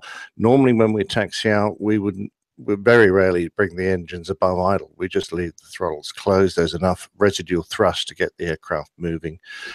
If you judge your momentum well, you can usually get around the whole airport without touching the throttles, and every time you have to bring those throttles up, of course it eats into your taxi fuel. So I would say 300 or 400 kgs would be the saving on a reasonably long taxi. Well, and I think I led you down the primrose path, because what I was really actually trying to look for was, when you're at cruise and you have, you're cruising along at, 35,000 feet, and you're flying at 330, how much of a difference is there on the fuel burn 330 versus having the 4 engines on the 340? Well, 340 is about 9 tons an hour, and a 330 is going to be about 4 tons an hour. Off the top of my head, I'd have to go and check those figures. Okay, that's a significant difference. Okay, cool. Any other technical question? I'm actually going to look them up. I will come back and correct myself in a little while if I've got those wrong. You don't have to. Because it's a Saturday and I'm not at work, so I don't have to remember those numbers on a. Oh, is it a Saturday? No, it's a Monday, isn't it? Yeah, it's a Monday. Anyway, it feels like Saturday. I'm still not at work, so. Yeah, but I think you should just Google it. Yes, good idea. Someone Google it for me. Looks like Pip's not going to send in his audio feedback, and he needs advice from Dana for some reason. So look for that contact by Pilot Pip. Dana? I don't see that. I see. Oh, I need Dana's advice, though. Okay. Pilot Pip, anytime. All right. Let's move on. We have some audio feedback from Stefan regarding episode 274. He was listening to that, talking about the Qantas Flight 72, the untold story of QF-72. That was the incident where the, I think it was a 330, wasn't it? That encountered some odd control behavior. Yes, it was, Jeff. And he said, I wonder if you ever in detail mentioned the A320 flight in 2014 of my company, where 2 AOA sensors froze up in flight and put the aircraft in an uncommanded descent. Not as dramatic, totally different reason, but similar to flight QF-72. So he said he sent in some audio feedback if we'd like to play it. He said, please pardon my strong German accent. And so we'll take a listen, see how bad it is. I'm sure we'll be able to hear it or understand you, Stefan. So take it away. Hi, APG team. Here's a topic that might be pouring oil in the old Airbus versus Boeing battle. Listening to episode 274 and talking you about the Qantas Flight 72, I wonder if you ever in detail mentioned the A320 flight in 2014 of my company from Bilbao to Frankfurt, where 2 angle of attack sensors frozen up in flight and put the aircraft in an uncommanded descent. Not as dramatic and for a totally different reason, but similar to flight Qantas 72. It also gives you a good insight in the Airbus flight control protection system. Here what happened. It was the first flight of the day for that aircraft. During the night and the departure, it was raining very heavily. By the way, that's not uncommon for that area in Spain. The first officer was the pilot flying. Takeoff was 7:48 in the morning. The aircraft became clear of clouds in flight level 200. It was daylight. 8 minutes after takeoff, unknowingly to the crew, the angle of attack sensor number 1 froze at 4.2 degrees angle of attack. 1 minute later, the sensor number 2 froze at 4.6 angle of attack. The angle of attack sensor number 3 was okay, but later during the incident rejected by the flight augmentation computer, as it was considered the faulty one out of 3 sensors. The 2 others ones must be right, the computer assumed. The aircraft continued to climb. The crew noticed an unusual increasing red alpha protection band in the speed scale, creeping up from below. Climbing through flight level 310, the first officer selected and reduced the vertical speed in order to lower the nose and let the aircraft accelerate away from the red band. Shortly after that, he even switched off the autopilot to provide a more assertive control input. But after this short nose-down input, the aircraft reduced the pitch further by its own and started to descend, even though the FO provided meanwhile a nose-up stick input. He mentioned his limited control to the captain, and he then took over control. In the meantime, the nose pitch went down to minus 3.5 and the vertical speed decreased to 4,000 feet per minute descent. The captain pulled the stick full aft and was finally able to stop the descent at flight level 27 and was able to maintain that altitude with a 2/3 aft stick input. Well, what has happened with the flight controls? With increasing altitude and a constant indicated airspeed, the Mach number increases. With increasing Mach number, the max possible angle of attack of the wing decreases. But since here the angle of attack indicator was stuck at approximately 4.5 degrees, the control computer assumed the aircraft was slowly approaching a stall, even though the actual angle of attack was only a bit more than 1 degree. The A320 stall protection has two levels, the alpha prot and the alpha max. The alpha prot is the max possible angle of attack the autopilot can fly, or the pilots, without activating protection. If the crew wants to fly a higher angle of attack, it has to provide a continuous stick input. Alpha max is the max possible angle of attack and pilot can steer with max aft stick input. When the first officer switched off the autopilot, the measured, or the wrongly measured angle of attack indicator was a bit more, or to be precise, 0.3 degrees above alpha prot. And when the autopilot is switched off above those alpha prot in normal law, the flight controls will execute right away the stall protection and will lower the nose. After the 4,000 feet descent, the crew was able to stabilize the aircraft at flight level 270 while maintaining a continuous aft stick input. So they were flying between the alpha prot and the alpha max, always regarding this level as angle of attack. The crew actions were later rated by Airbus better than the average crew by taking a systematic approach. By first, securing and establishing a safe flight path, consulting the pitch and power table that the speed and altitude were correct, consulting the QRH for a procedure, which didn't help, consulting the QRH prior setting any flight control computer, which didn't help either, and consulting maintenance for help. For maintenance, they got the recommendation to switch off one faulty angle of attack sensor by switching off one air data reference unit. Now, after switching off air data reference unit number 2 to be precise, the flight augmentation computers rejected the other faulty angle of attack sensor by directly comparing it to the healthy sensor number 3. And later at the final stage during the flight, the crew were even able to switch on the autopilot again and land safely at the destination. I know this incident will sure heat up the battle versus Airbus versus Boeing. And also the Airbus versus the Boeing protections. Yes, Boeing have protections too. Me as a pilot who has flown both types, I feel very comfortable in an Airbus or a Boeing. I feel not comfortable in the way the manufacturers sometimes provide the pilots with information. I think it's not good, an example, that there's no indication for the pilots to show him when the protections become active. Yes, there's a stall warning, but no warning to show an active protection.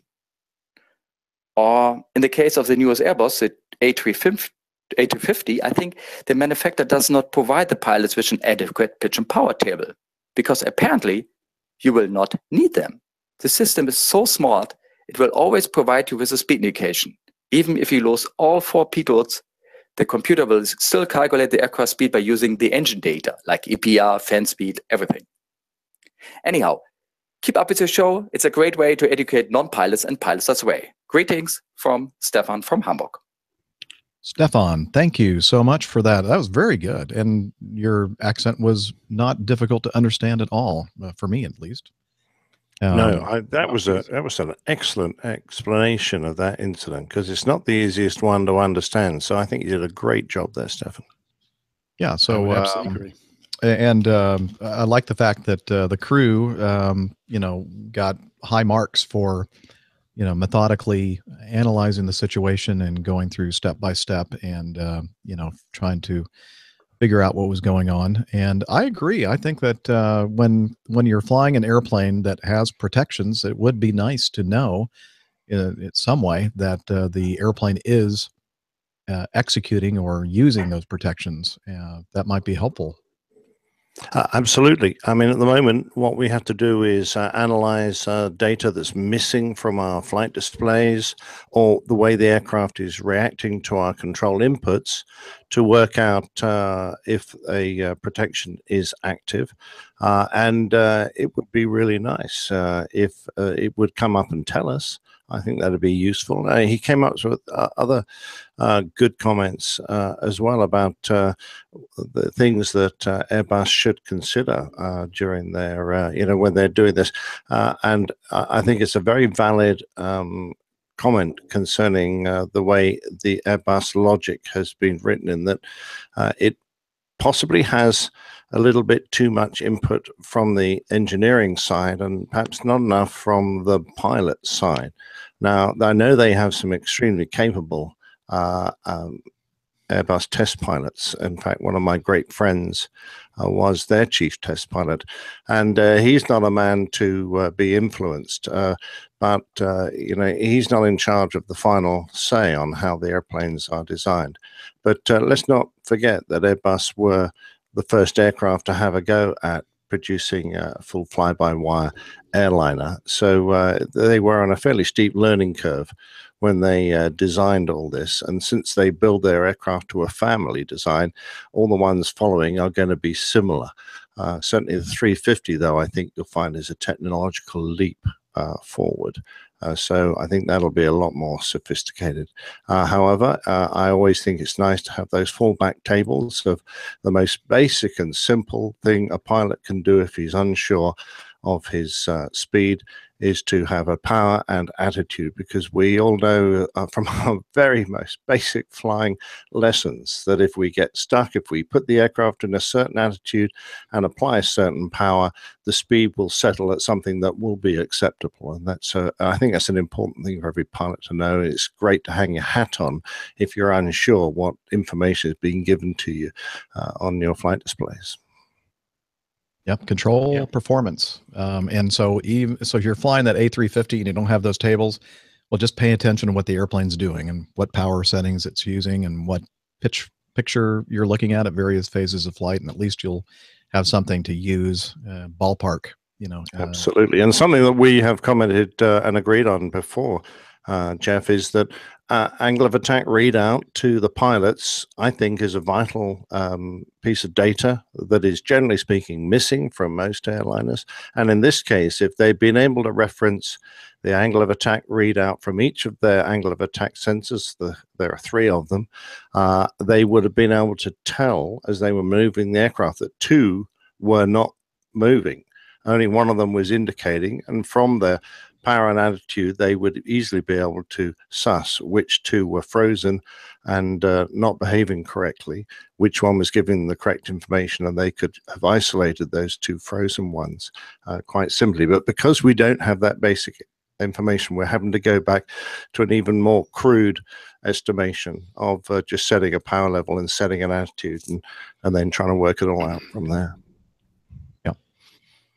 Yeah, and that's the key. I mean, you've got to be able to aviate first.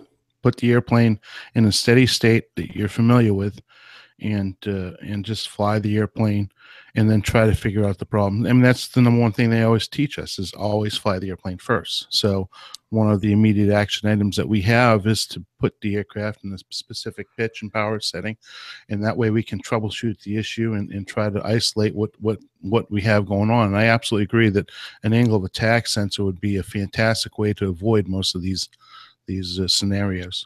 And Jennifer brings up a very good point too. I mean, we've got all these computers and all this computerization in the flight deck, and now even the thought of taking human beings out of the flight deck and allowing computers to fly the aircraft without a human input, it just sounds crazy, because it takes human thought to get through all this.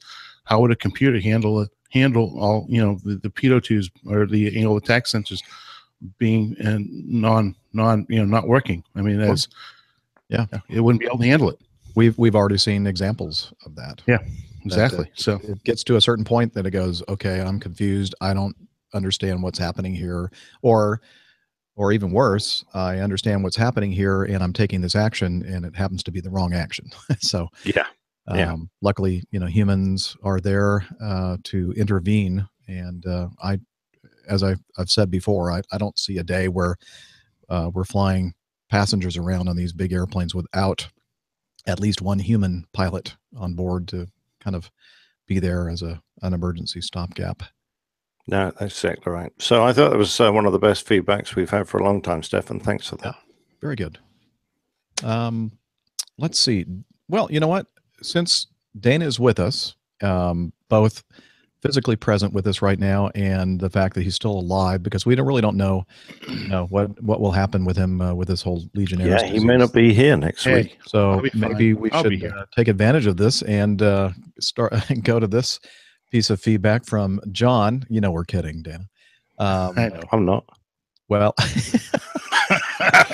all right. Oh, really? Yeah, No. Well, I just finished a marathon bout of APG syndrome. Oh, we have to play that. APG syndrome. APG syndrome.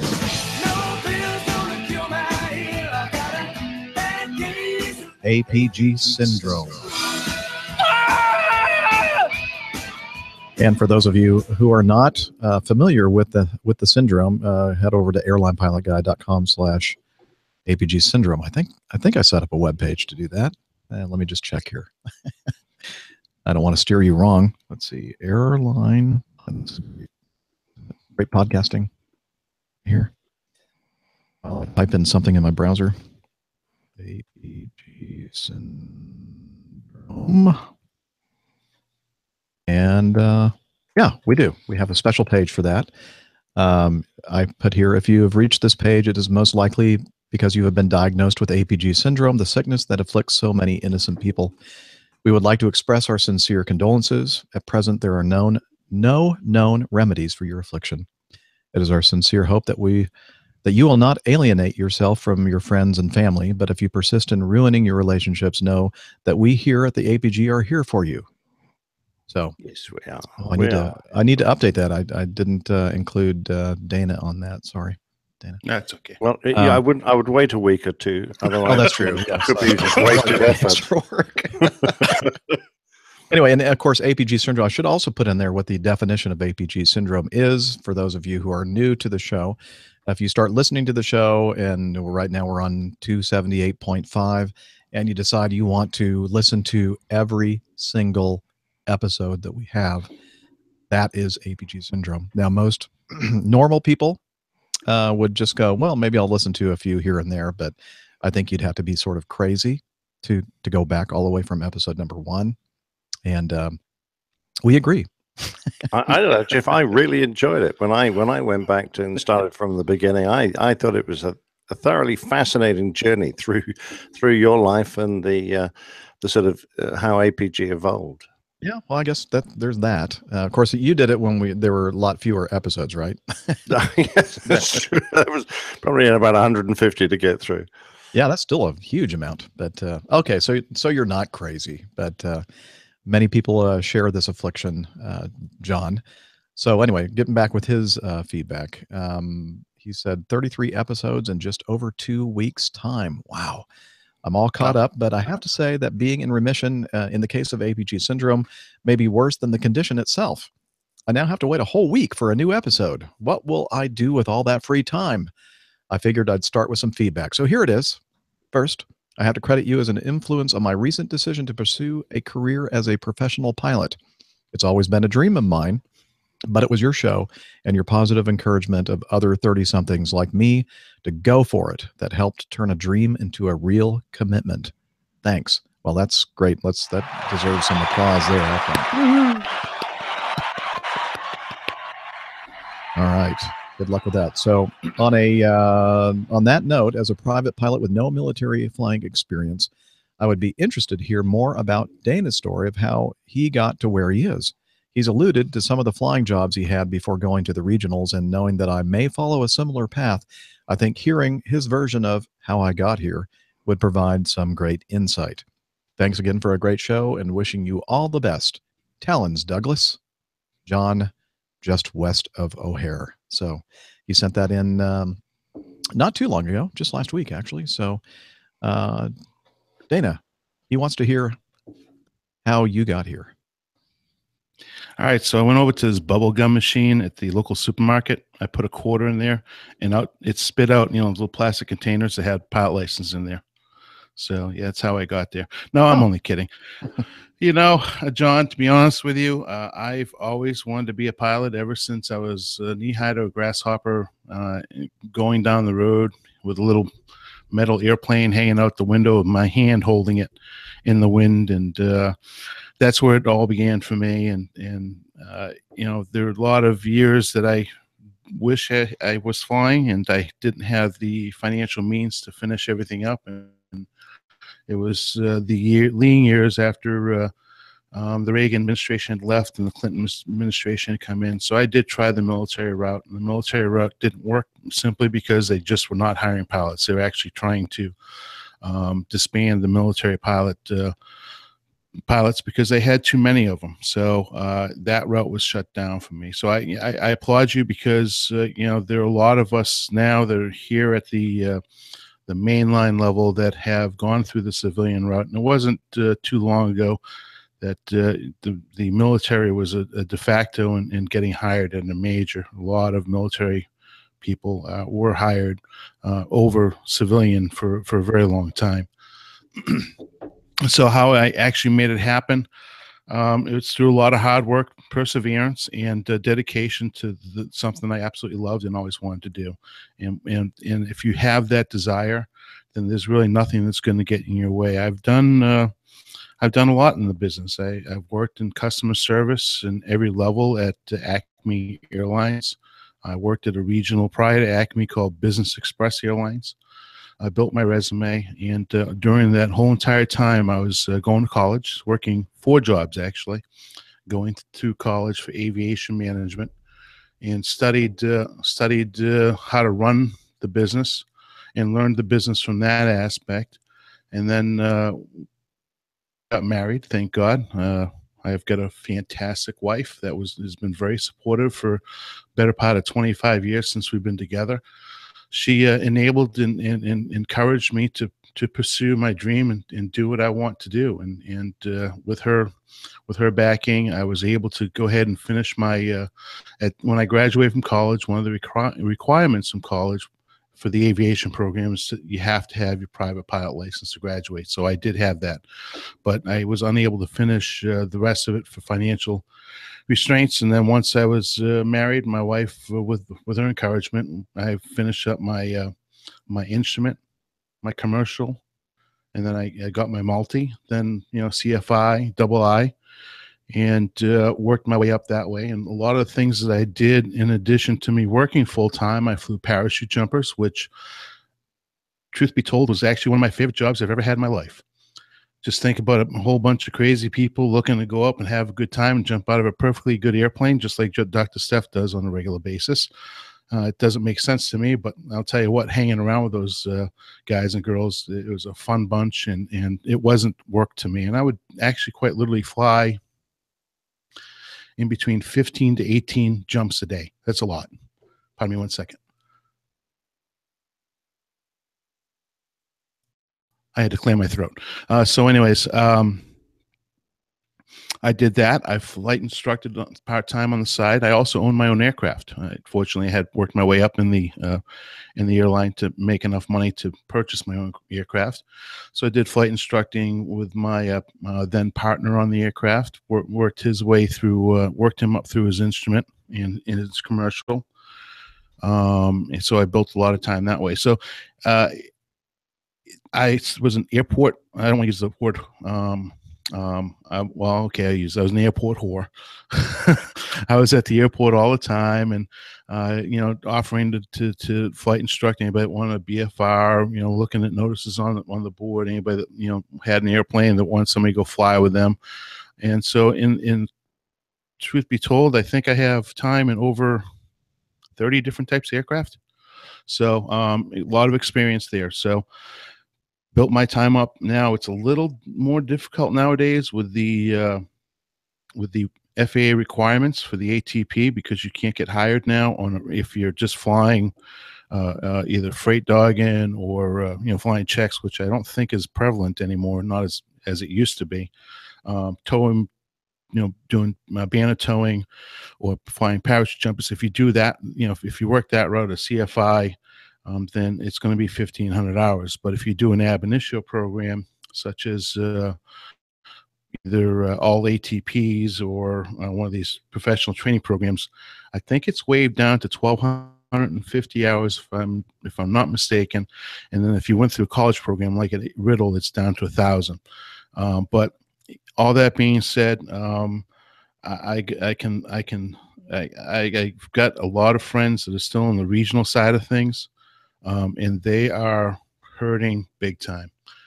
So as soon as you can get your time built up, you're probably looking at a very good, reasonable chance of landing a job in probably numerous job offers. I was just down with an old buddy of mine. His wife had left the aviation business for 15, 17 years. She's been out of the aviation. She went to school. That's where they met in college. And they were both going down the aviation flying route. And she decides to be a stay-at-home mom for several years, which I applaud her for that. And now she's ready to get back in the business. She hasn't flown an airplane in 10 years. And she just went back to becoming a flight instructor, got back into it, and now she has 3 job offers. So it just goes to show you that the jobs are out there, and if you put your feet to the road and work hard, and that's exactly my story. Is I just worked hard. I stayed true to flying, flew as much as I possibly could, whenever I possibly could, and I got hired at the regionals, and well, know the rest of the story. So I think.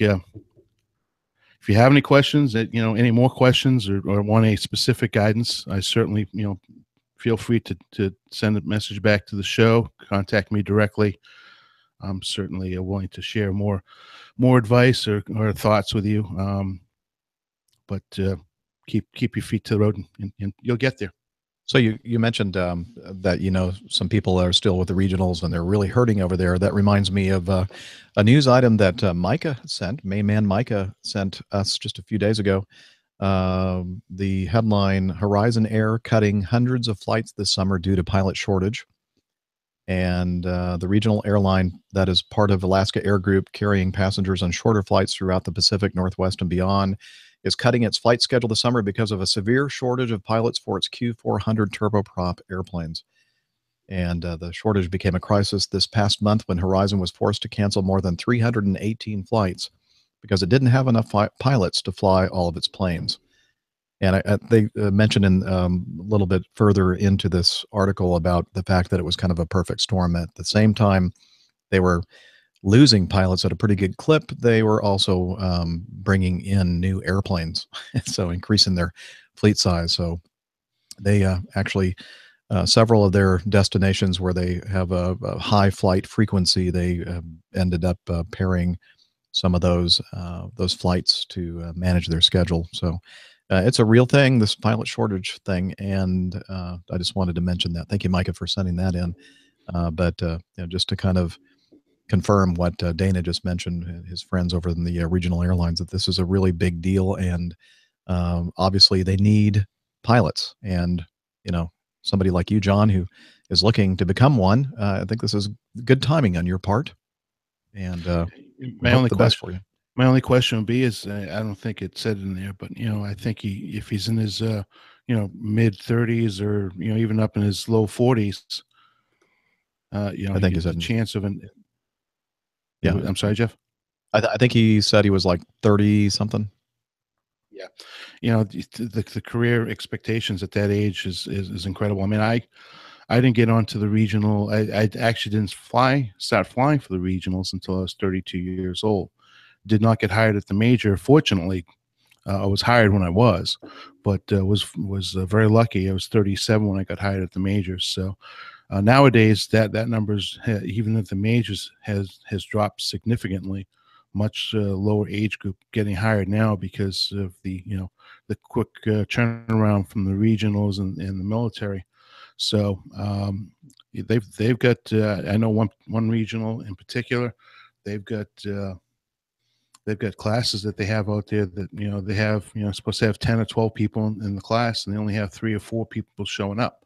So, and that's somebody that I know directly that works for an Acme Junior regional, and some of them are faring better than others because the flow throughs or other programs that they're offering. So it makes a difference.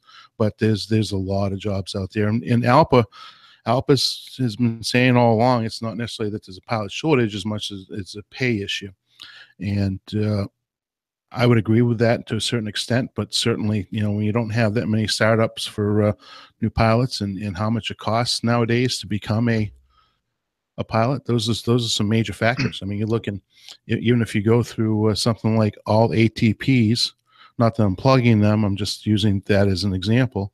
And I see ads in the ALPA magazine for from start to finish for just about $80,000 to get all your ratings, and that all it does is get you all your ratings. It doesn't even get you the job yet. So that's a big expense to bite off on the hopes that you get to fly for a regional making $35,000 a year, and then hopes of getting to the majors. So I think that's the bigger problem. And regarding the here in the U.S., the ATP hour requirements, 1,500 is the standard, and then a qualified 2-year college with an aviation degree in the aviation program, 1,250 hours. If it's a qualified 4-year degree program, then it's down to 1,000, and 750 if you're coming from the military. I believe I have that right. Speaking of, we're kind of focusing on Dana right now. We did receive that feedback from Pip, and it says feedback for Dana. He says, I hope the quality is okay, recorded with an iPhone and no mic. So let's see how bad this is. This is from Pilot Pip. Can't be any worse than my voice right now. Hi gang, hope you're all well. It's Pip here with a couple of questions, mainly for Dana. I need his expertise as a flight instructor.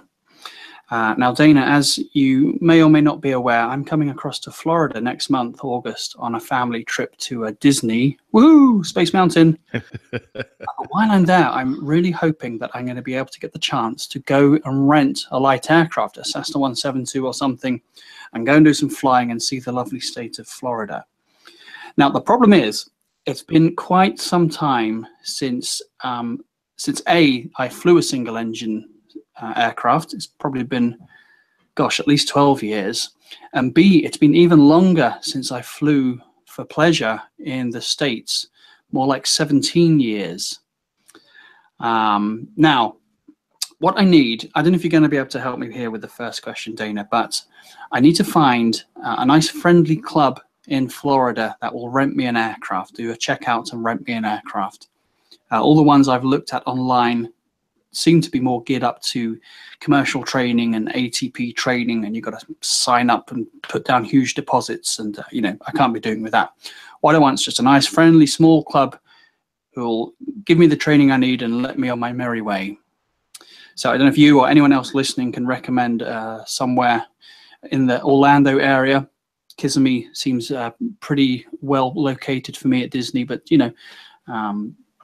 Orlando Executive, other places like that.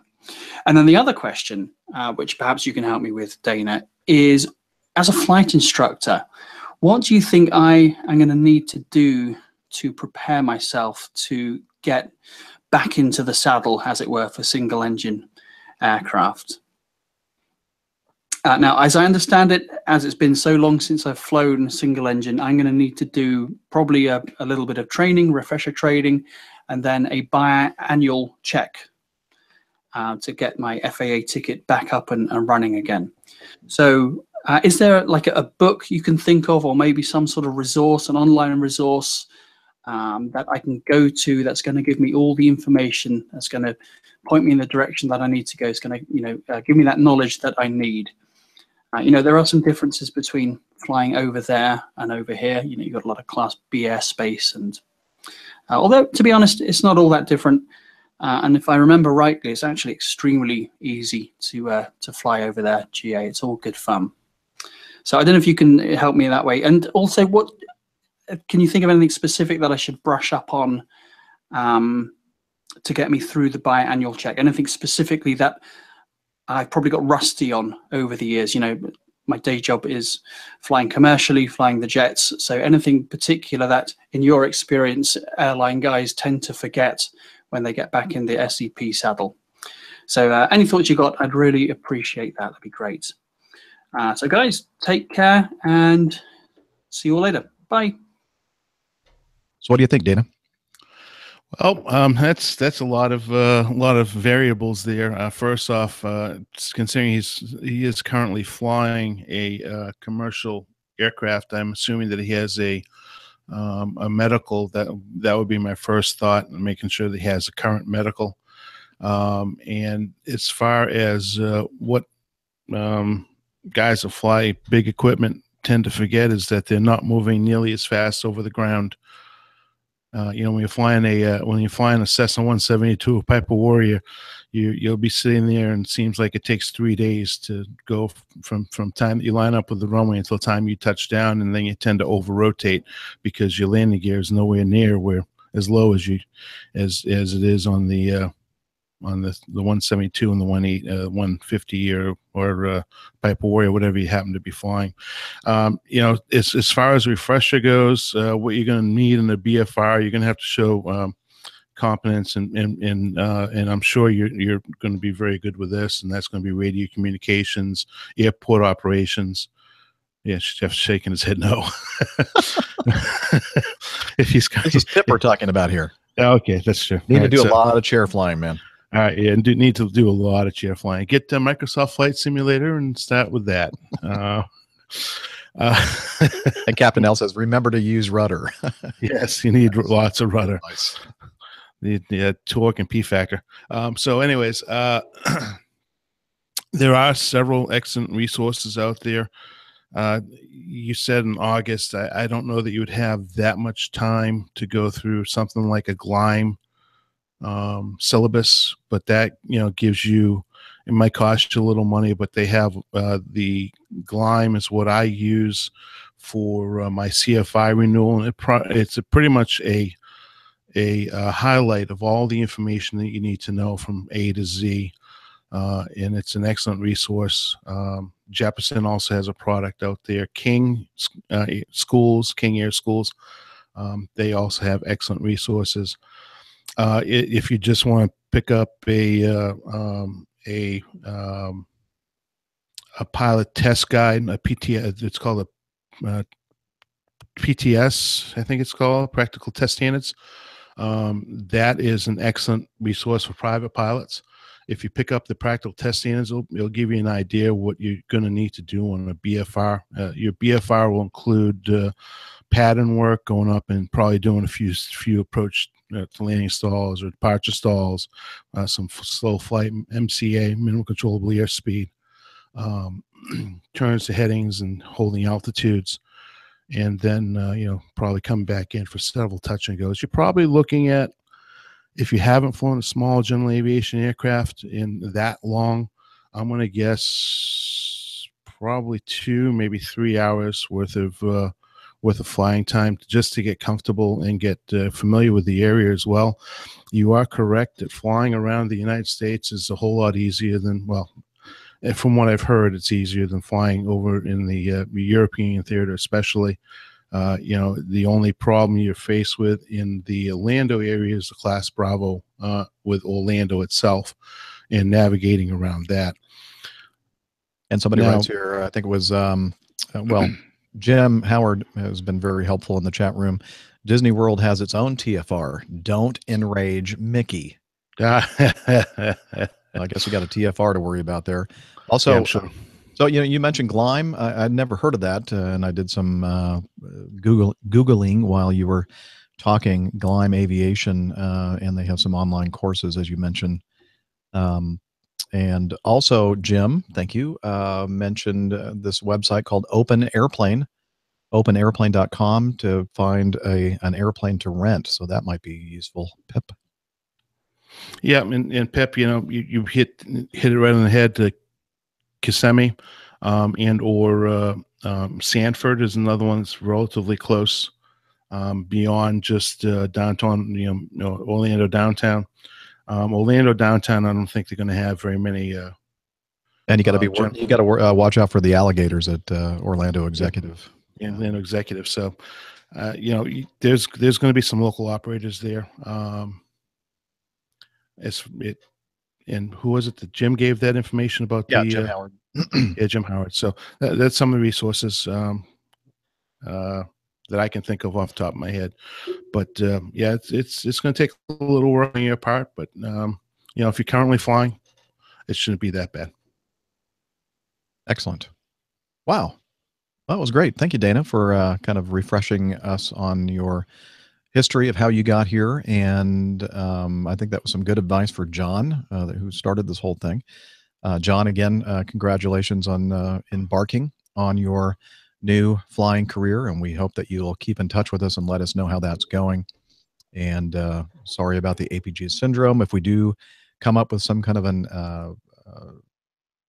I wanted to say anecdote, but we come up with anecdotes all the time. Antidote. There we go. We'll certainly send you an email and let you know. Let's see. Anything else you guys want to say before we move on to the next? No. All right. Okay. No, good. Let's move on with George Nolly. He has a great podcast, Ready for Takeoff podcast. And he's been churning those things out. I don't know what episode he's on now, but quite a few of them. And he had some feedback for us. So let's take a listen to Mr. Nolly. Hi, this is George Nolly from Ready for Takeoff podcast. A couple things I wanted to mention. One is regarding the airplane whose name is spelled D-A-S-S-A-U-L-T. I used to call it Dassault, like, what I would say at the dinner table, pass me Dassault. But I was working in flight safety, and I ran into some pilots who used to fly that brand, and they told me that it's pronounced Dassault. Can't even hear the L, but definitely the T is silent, like the P in swimming. Regarding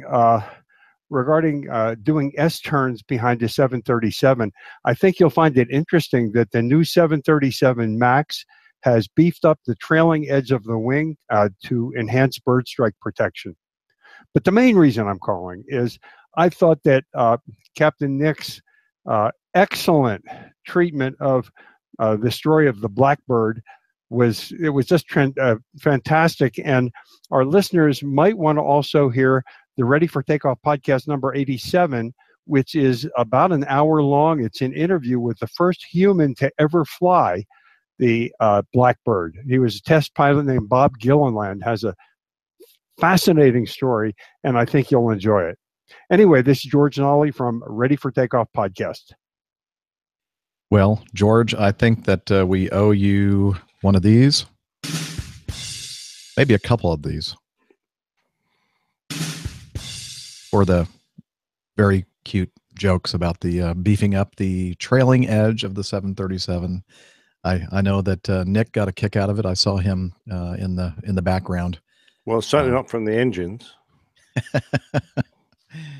Let's see. Of course, well, we're not going to get into the 737. Good. Yeah. So as he mentions, check out his show, Ready for Takeoff, and he talks about again the SR-71. That's Ready for Takeoff podcast number 87. Now let's see. When did George send this in to me? Not too long ago. So should be pretty fresh. He probably has put out one or two since episode 87. But I'm definitely going to have to go and find that if he interviewed that the first pilot to fly the SR-70. That'd be brilliant.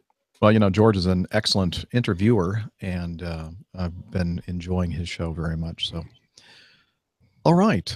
Also, he's part of our Coffee Fund cadre, which we really appreciate. Yeah, and he sent me a very cool Ready for Takeoff T-shirt that I enjoy wearing as being one of his subjects. on his show several episodes ago. Anyway, let's move on to Robert. Just when you just need that coffee fix. He said, sometimes we Canadians really need our Timmy's coffee. Coffee and aviation in one story. So the story that he sent us a link to says, pilot schooled on proper chopper use after touching down next to Tim Hortons. This was in O'Leary. Let's see, Prince Edward Island. I guess that's what PEI stands for. A Coast Guard helicopter pilot has been schooled on the appropriate use of the aircraft after touching down in a field near a Tim Hortons in Prince Edward Island for a coffee fix. The chopper landed in a barren field in the small island community on March 16th, prompting surprised onlookers to take to social media with comments about the unusual sighting and photos of the red aircraft whipping up puffs of snow as it set down.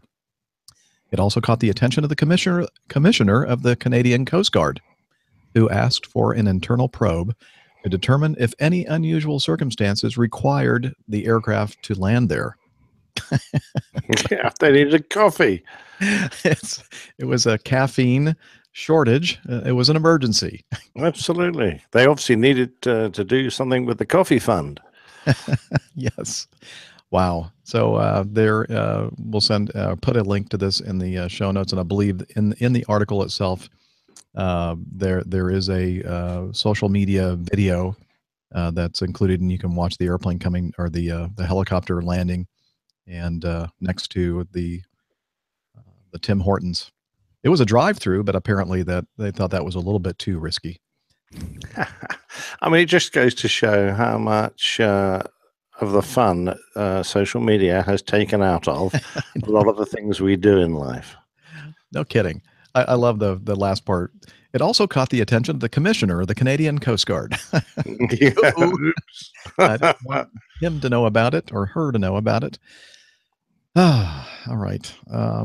Let's see. So that's all the stuff that I had left over from the previous show. We were very, very optimistic about the number of pieces of feedback we were going to be able to address.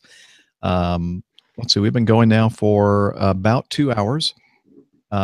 We could go ahead and stop at this point, or we could go into the big giant feedback folder and see if there's anything in there that looks interesting. Drowning in the big giant folder. I know, it's huge. Let's try and skim the top off, Jeff, because okay, the ladies aren't back from Wimbledon yet, so I've got another hour or so. Okay, let's see.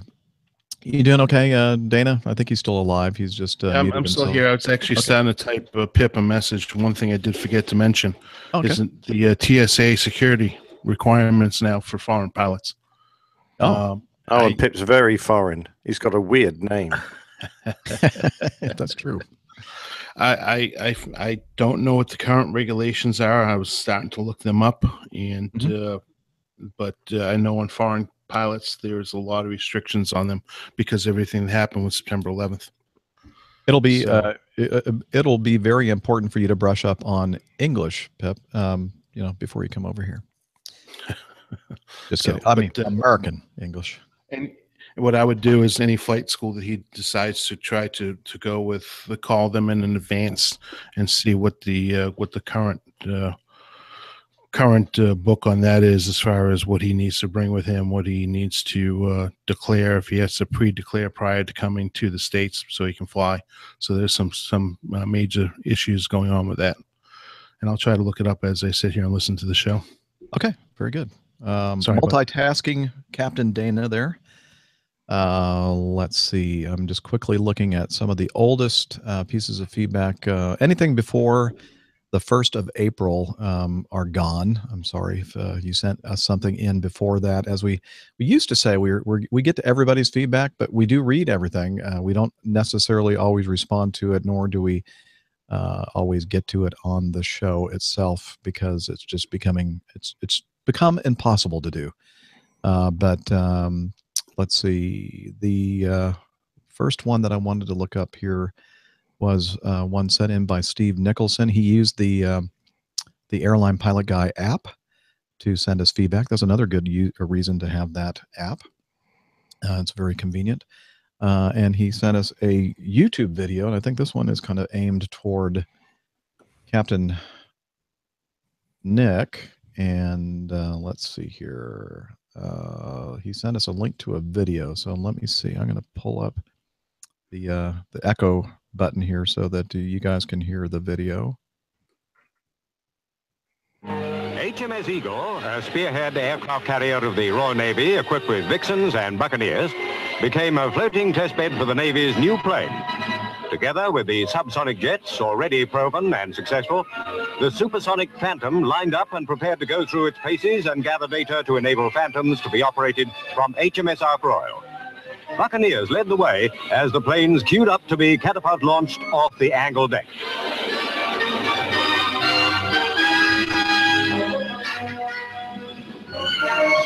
Okay. If you want to watch the whole video and just really rock to that cool music, which I love, we'll put a link to the YouTube video in the show notes. And basically, Steve says to you, Captain Nick, did you ever get to try any carrier takeoffs and or landings during your Phantom flying days?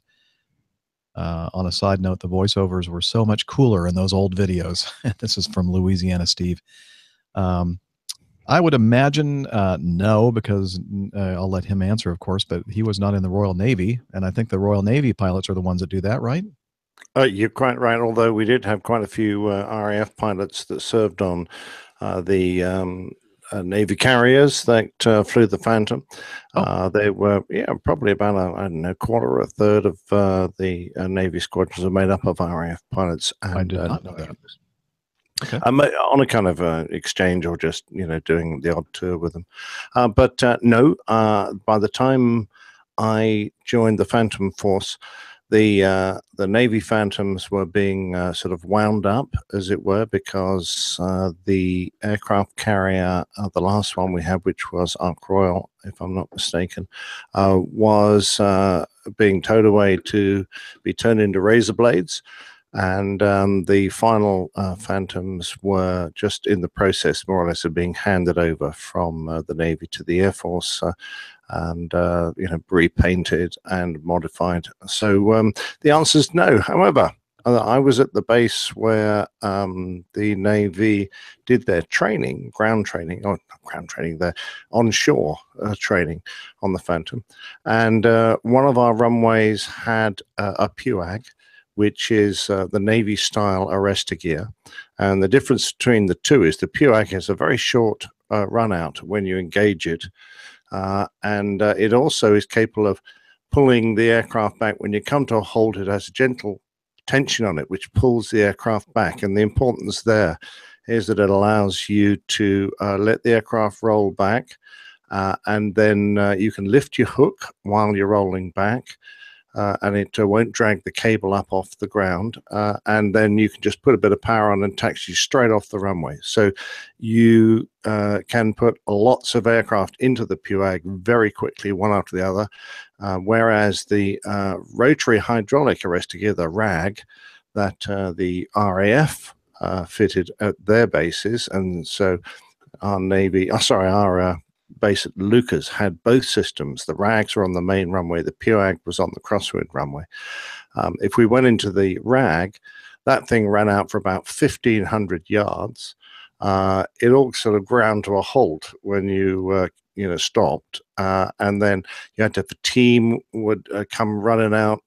They would drag the cable off the hook. They would latch the hook up, and then you could taxi clear. And then it took them ages to rewind the damn thing, and it all had to cool down, so that it took quite a while before it could be reset for another aircraft to use, which was a disadvantage if you're trying to put lots of airplanes into it. Not that you generally would.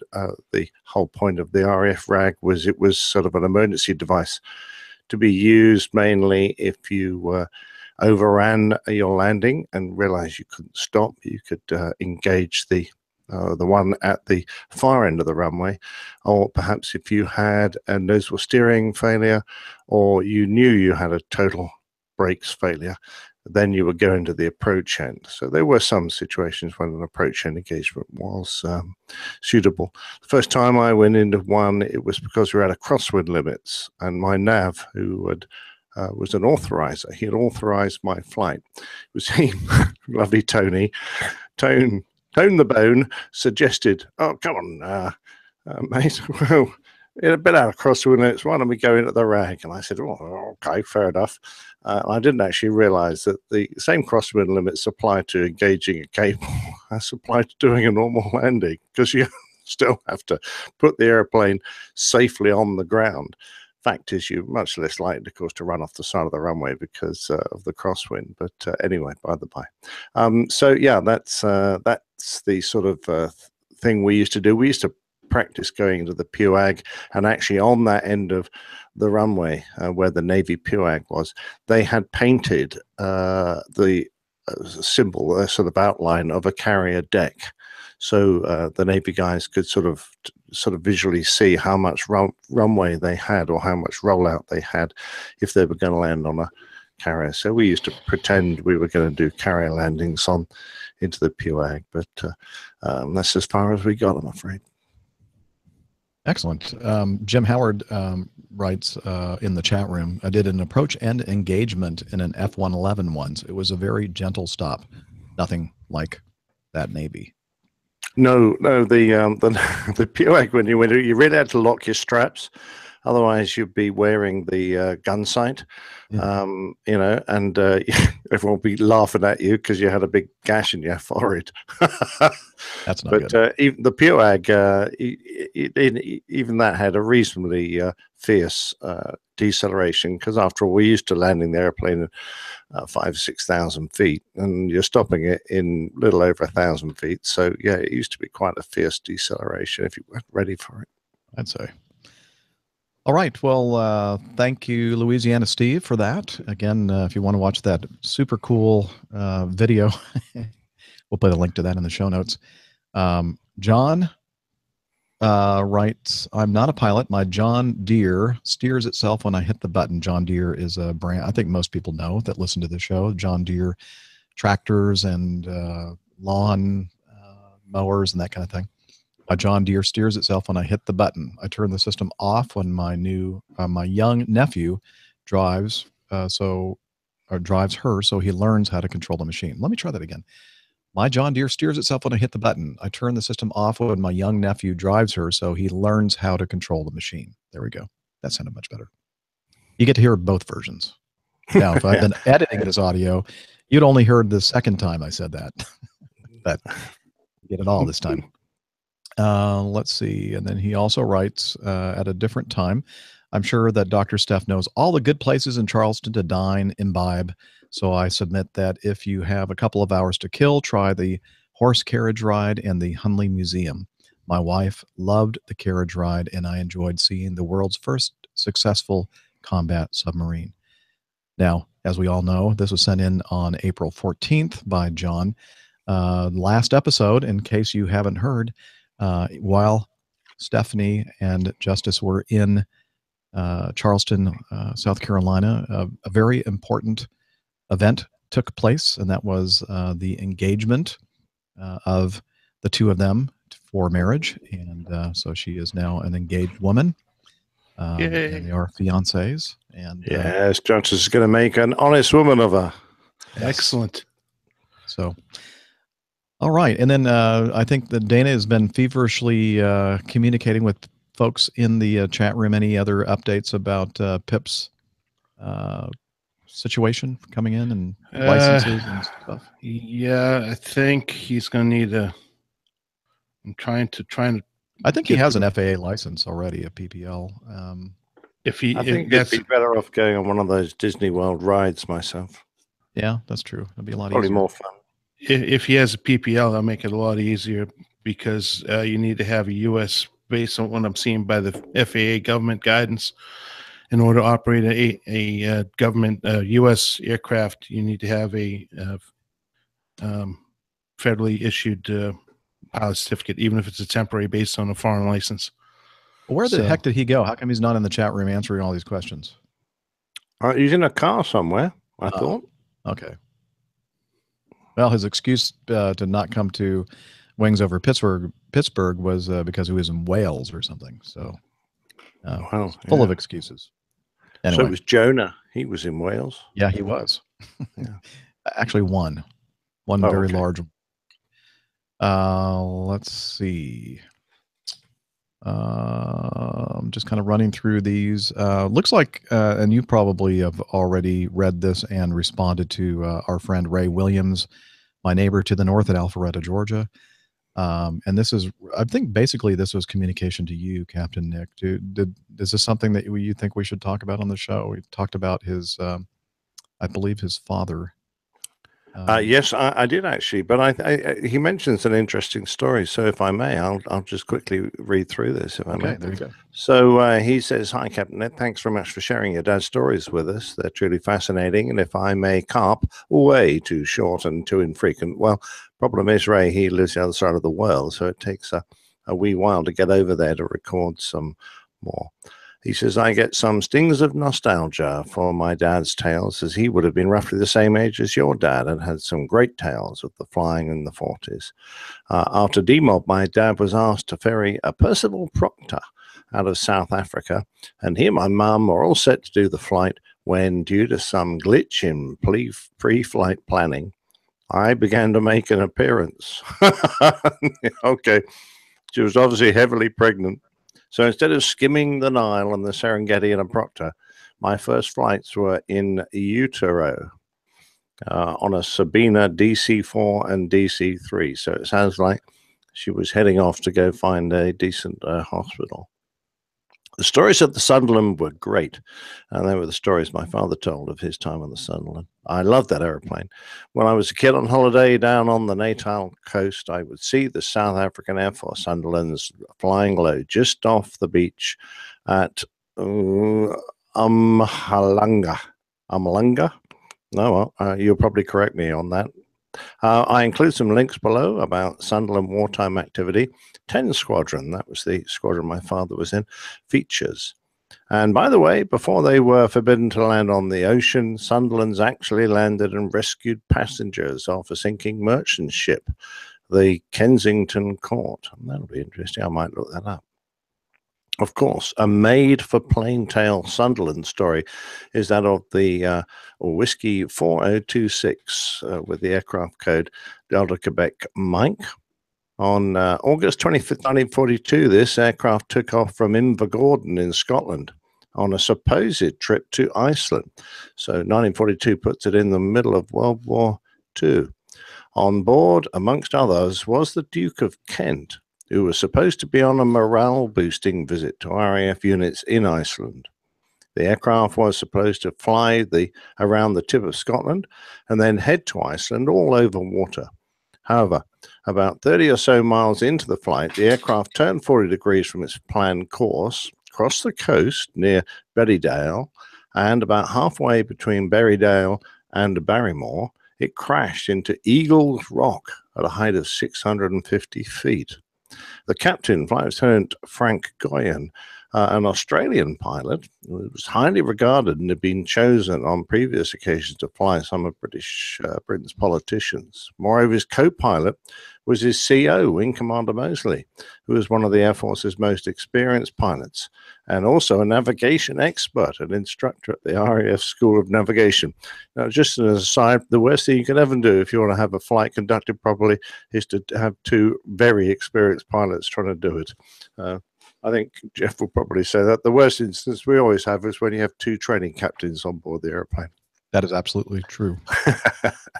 So this extreme deviation from course appears unlikely to have been accidental. There are claims that the aircraft was in cloud or fog, yet the official government report of the crash states that the weather was clear. All on board were killed, except for the tail gunner, who either, depending on which report one reads, wandered around dazed, confused, with burns on his hands until found by local crofters, or wandered away from the crash and only reappeared days later. And the rumors are rife. The Nazi Rudolf Hess was on the plane, having been picked up from a local loch. Well, I think that's probably a bit unlikely. An attaché case filled with Swedish banknotes was strapped to the Duke of Kent's wrist Possibly. It seems unlikely he'd have it on his wrist. He'd have an underling to do that. The plane possibly had been sabotaged by Winston Churchill staff to get rid of a Nazi sympathetic royal. Well, I don't know about that. Some things, however, are dinkum strange and provide tinder for the rumor fire. All the remains of the aircraft were salvaged and the crash site cleared completely, unlike other crash sites where only the armament, classified instruments, and major parts necessary to provide Britain's need for aluminium and steel were salvaged. The reports of the crash were sealed for 100 years. Most other documents were sealed for 15. The tail gunner survivor was hit with Dora. poor man. Oh, no, I'm sorry. Dora is the Defense of the Realm Act, and never spoke about the crash again. Talk about freaking overkill for a rah-rah flight to Reykjavik. Very well put, Ray. Anyway, thanks again for your raconteur of Dad's Times and Stories. They are very much appreciated. And so is your email, Ray. Thank you very much indeed for that fabulous story. I won't have to turn it into a pain tale now, as everyone now knows what happened. but I do appreciate it. Thanks very much. Absolutely. Ray is always so nice to talk to. He's been at several of the Atlanta meetups. In fact, he kind of coordinated the first one that we had over at Peachtree Cab Airport. Brilliant. Yep. Yeah. Oh, that was the one, the sort of World War II style restaurant. Was that the one? Oh, yep. I enjoy that very much. Yeah, that was great. Yeah. All right.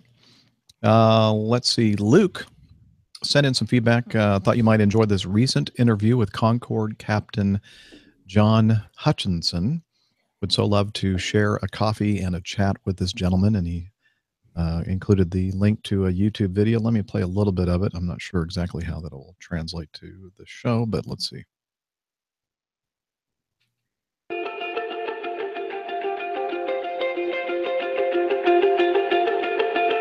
Hi, I'm Mike and welcome to Aircrew Interview. John Hutchinson was a BA Concorde captain from 1977 to 1992. In this interview, he talks about his whole Concorde career and also gives a nice tour of the cockpit based at Duxford. He also chats about the 707, 747, the Shackletons with the RAF, and also the Harvard in Canada. We've also got a new newsletter, which you can go and sign up for exclusive info and any other deals we have at aircrewinterview.tv. Please enjoy and thanks for watching. Okay. There's somebody else that I'm trying to remember, somebody that I think I know that was on Aircrew Interview. Yeah, I can't think of it. Wasn't it you, Captain Nick? Oh, yeah, I've been on there, but you have too, haven't you? No. Oh no! Really? I wouldn't have said anything. No, that was it was a fascinating experience being on that. But I think Aircrew Interview were probably short of decent people to interview, and they just grabbed the closest one. But now they're really have found some great and very experienced pilots to interview, and it's improving every time they do one. It's great. No, in that case, he'll never call me, and I really don't want him to. Guess there's I don't know, nothing really you're for me pretty to talk damn about. famous, Jeff. Yeah, not for flying airplanes. Anyway, we'll include a link to this YouTube video in the show notes if you want to watch the whole thing. I'm going to watch it. It's a little over an hour long, 1 hour and 8 minutes. So that was just the intro. Let's see. Devin. Sorry, I was a little quiet there, guys. I've been trying to answer this question, and it's pretty abstract because what they refer to, not to digress, but what they refer to is anybody that's coming over here for training and what the definition of training is as far as I can tell is obtaining a training for a certificate. And if you're coming in for training for a certificate, you have to have your background verified, TSA cleared prior to commencing any training. However, he's already has his ticket, and all he'd be doing is BFR. And I'm really it's kind of a gray area as to, with him being a foreign pilot, what his requirements will be, other than having a FAA issued airman certificates. So my suggestion to Pip, I just put it out there on the chat, is that figure out which flight school you want to go to, give them a call, and figure out, because they're going to be the experts on that, what you're going to be required to present to be able to fly or rent an aircraft here in the United States as a foreign pilot. Yeah, and that website that Jim Howard referred to, Open Airplane, might be a good place to start. Yep, absolutely. Okay, so excellent. Well, thanks for doing all that work, Dana. Let's see. Devin writes in, most useful, useless items in an airplane. And we have to be careful with this one. Hello there, APG crew. Just a quick question. In your opinion, what is the most useful and most... Oh, I just said that. Okay, that was the title of his feedback. Thanks again for all the work that you all do for the show. Devin from Sacramento. So who wants to have a go at this one? Yeah, I'll go first. It's the Boeing chocolate teapot. We've always found that pretty useful. Oh boy. Sorry, Dana. Didn't mean to set you off. Useful items, I'd say fuel, unless Sorry you're about coughing in anybody's ear. unless you're crashing and you're on fire. Yep. The E2B is pretty useless. Now, I know it's there, and it's probably, perhaps saved somebody's life one time, but on your aircraft, isn't the standby compass stuck at the back of the cockpit? You have to look at it through a mirror or something? Yeah, on the glare shield, there's a little, both for the first officer and the captain, a little maybe 2-inch long by 3/4 of an inch high, or maybe an inch high. Speak for yourself. I'm talking about the mirror. But seriously, amongst all three of us, have any of us heard of someone actually having to use the standby compass in an airliner to work out where they're going? No, I would just get on the radio and say, just give me some no gyro vectors. That'll work. Yeah, I'd do like the Boeing 747 boys used to do when they had to do a holding pattern. They'd find an Airbus and follow him around. Yeah, there you go. Ba-doom, bam. Oh, speaking of that, well, it has nothing to do with what you just said, but for some reason, it just reminded me, compasses and headings and that kind of thing, courses. There was something on a show on, I think it's NBC, Dateline. Is that an NBC show here in the U.S.? They did a episode or whatever on something last night. I think it was called Into the Wild or something like that. Or a student pilot several years ago was doing her solo cross country and had already completed at least, that's a 3-leg thing, isn't it? Like a triangular kind of thing, Dana, is that right? Solo cross country, or is it just an out and back? No, it's more of a triangle usually. You have to hit 3 points. Your origination point, then you have to go straight line distance. I'm forgetting whether it's 100 nautical miles. One leg has to be 100 nautical miles. And of course, the other ones have to be 50 nautical miles or greater. So it works out to be a triangle. Okay. And so I was, I came in, I was going through the channels and I started watching it after the show had started. So I probably didn't get all the background information about this young lady who set off, I guess, on her last leg, heading back to her airport of origination. And I gather that she started in Great Falls, Montana, and then headed to somewhere in Wyoming, and then was going to turn back around and head back to Montana. And instead, when she took off, she transposed or forgot to add a 0 in the heading in her GPS system. And so instead of flying to the northeast back home to her home airport, she flew in a southwesterly direction. And I'm thinking to myself as I'm watching this, yeah, even the dogs see the problem with this whole thing. Exactly right. Who let the dogs out? Like, come on. I mean, I feel sorry for the fact that she crashed an airplane. Obviously, she survived the whole thing. But I'm thinking, at any point did you think, why is it that I'm kind of flying into a direction and the sun's kind of in my face and I'm not noticing that the terrain is nothing really like what I'm supposed to be seeing, but just keeps on going? I know she's a student pilot, or was a student pilot, but still, I'm thinking, come on, have some situational awareness. But I guess we all big picture stuff. Yeah. So I guess it was supposed to be like 025 and she was flying 205 or something like that. Anyway, I mean, aren't students supposed to do it the traditional way, where they actually do fly stopwatch and compass and a map? Are they allowed to use GPSs? I don't know. She said that she was supposed to follow a river, and just so happened to be a river going the wrong way, which makes sense. You know, the river that she was going to follow to the northeast was also going to the southwest.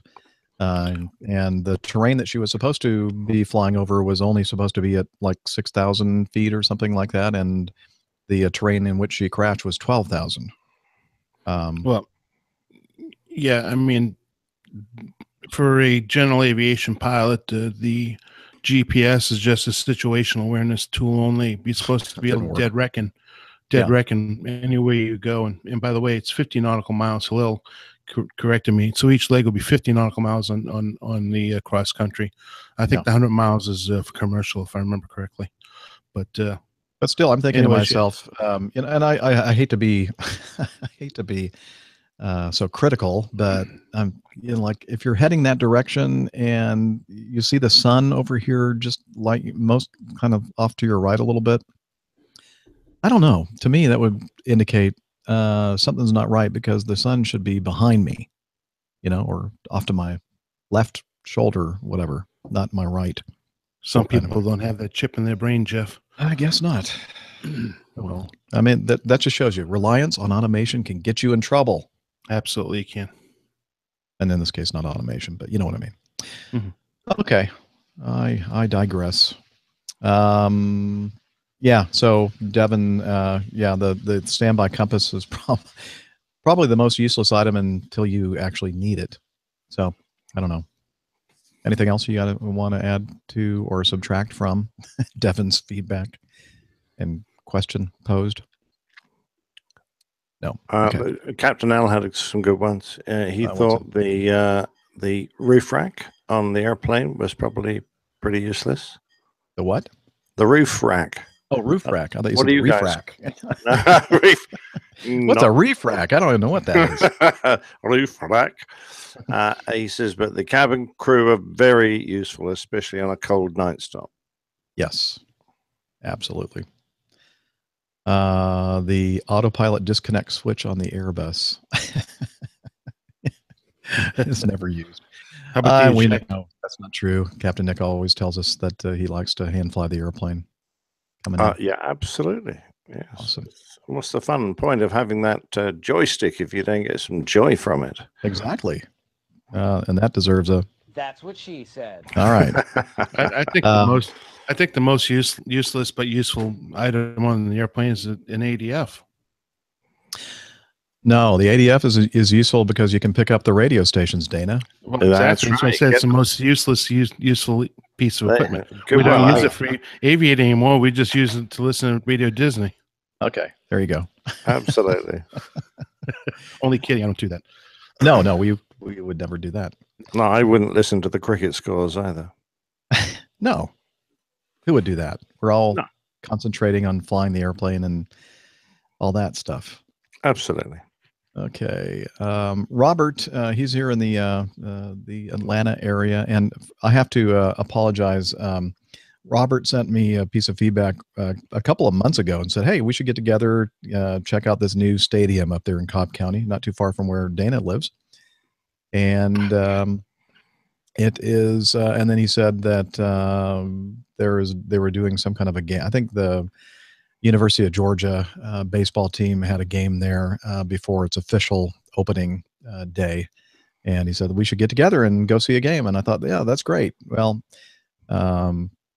I have to warn you, I don't have a secretary, and I'm not very good with organizational things, and I completely forgot about it. And I do apologize, Robert. I hope if you did go, I hope that it was a good game, but maybe we should do an APG outing sometime to the ballpark and see a baseball game or something.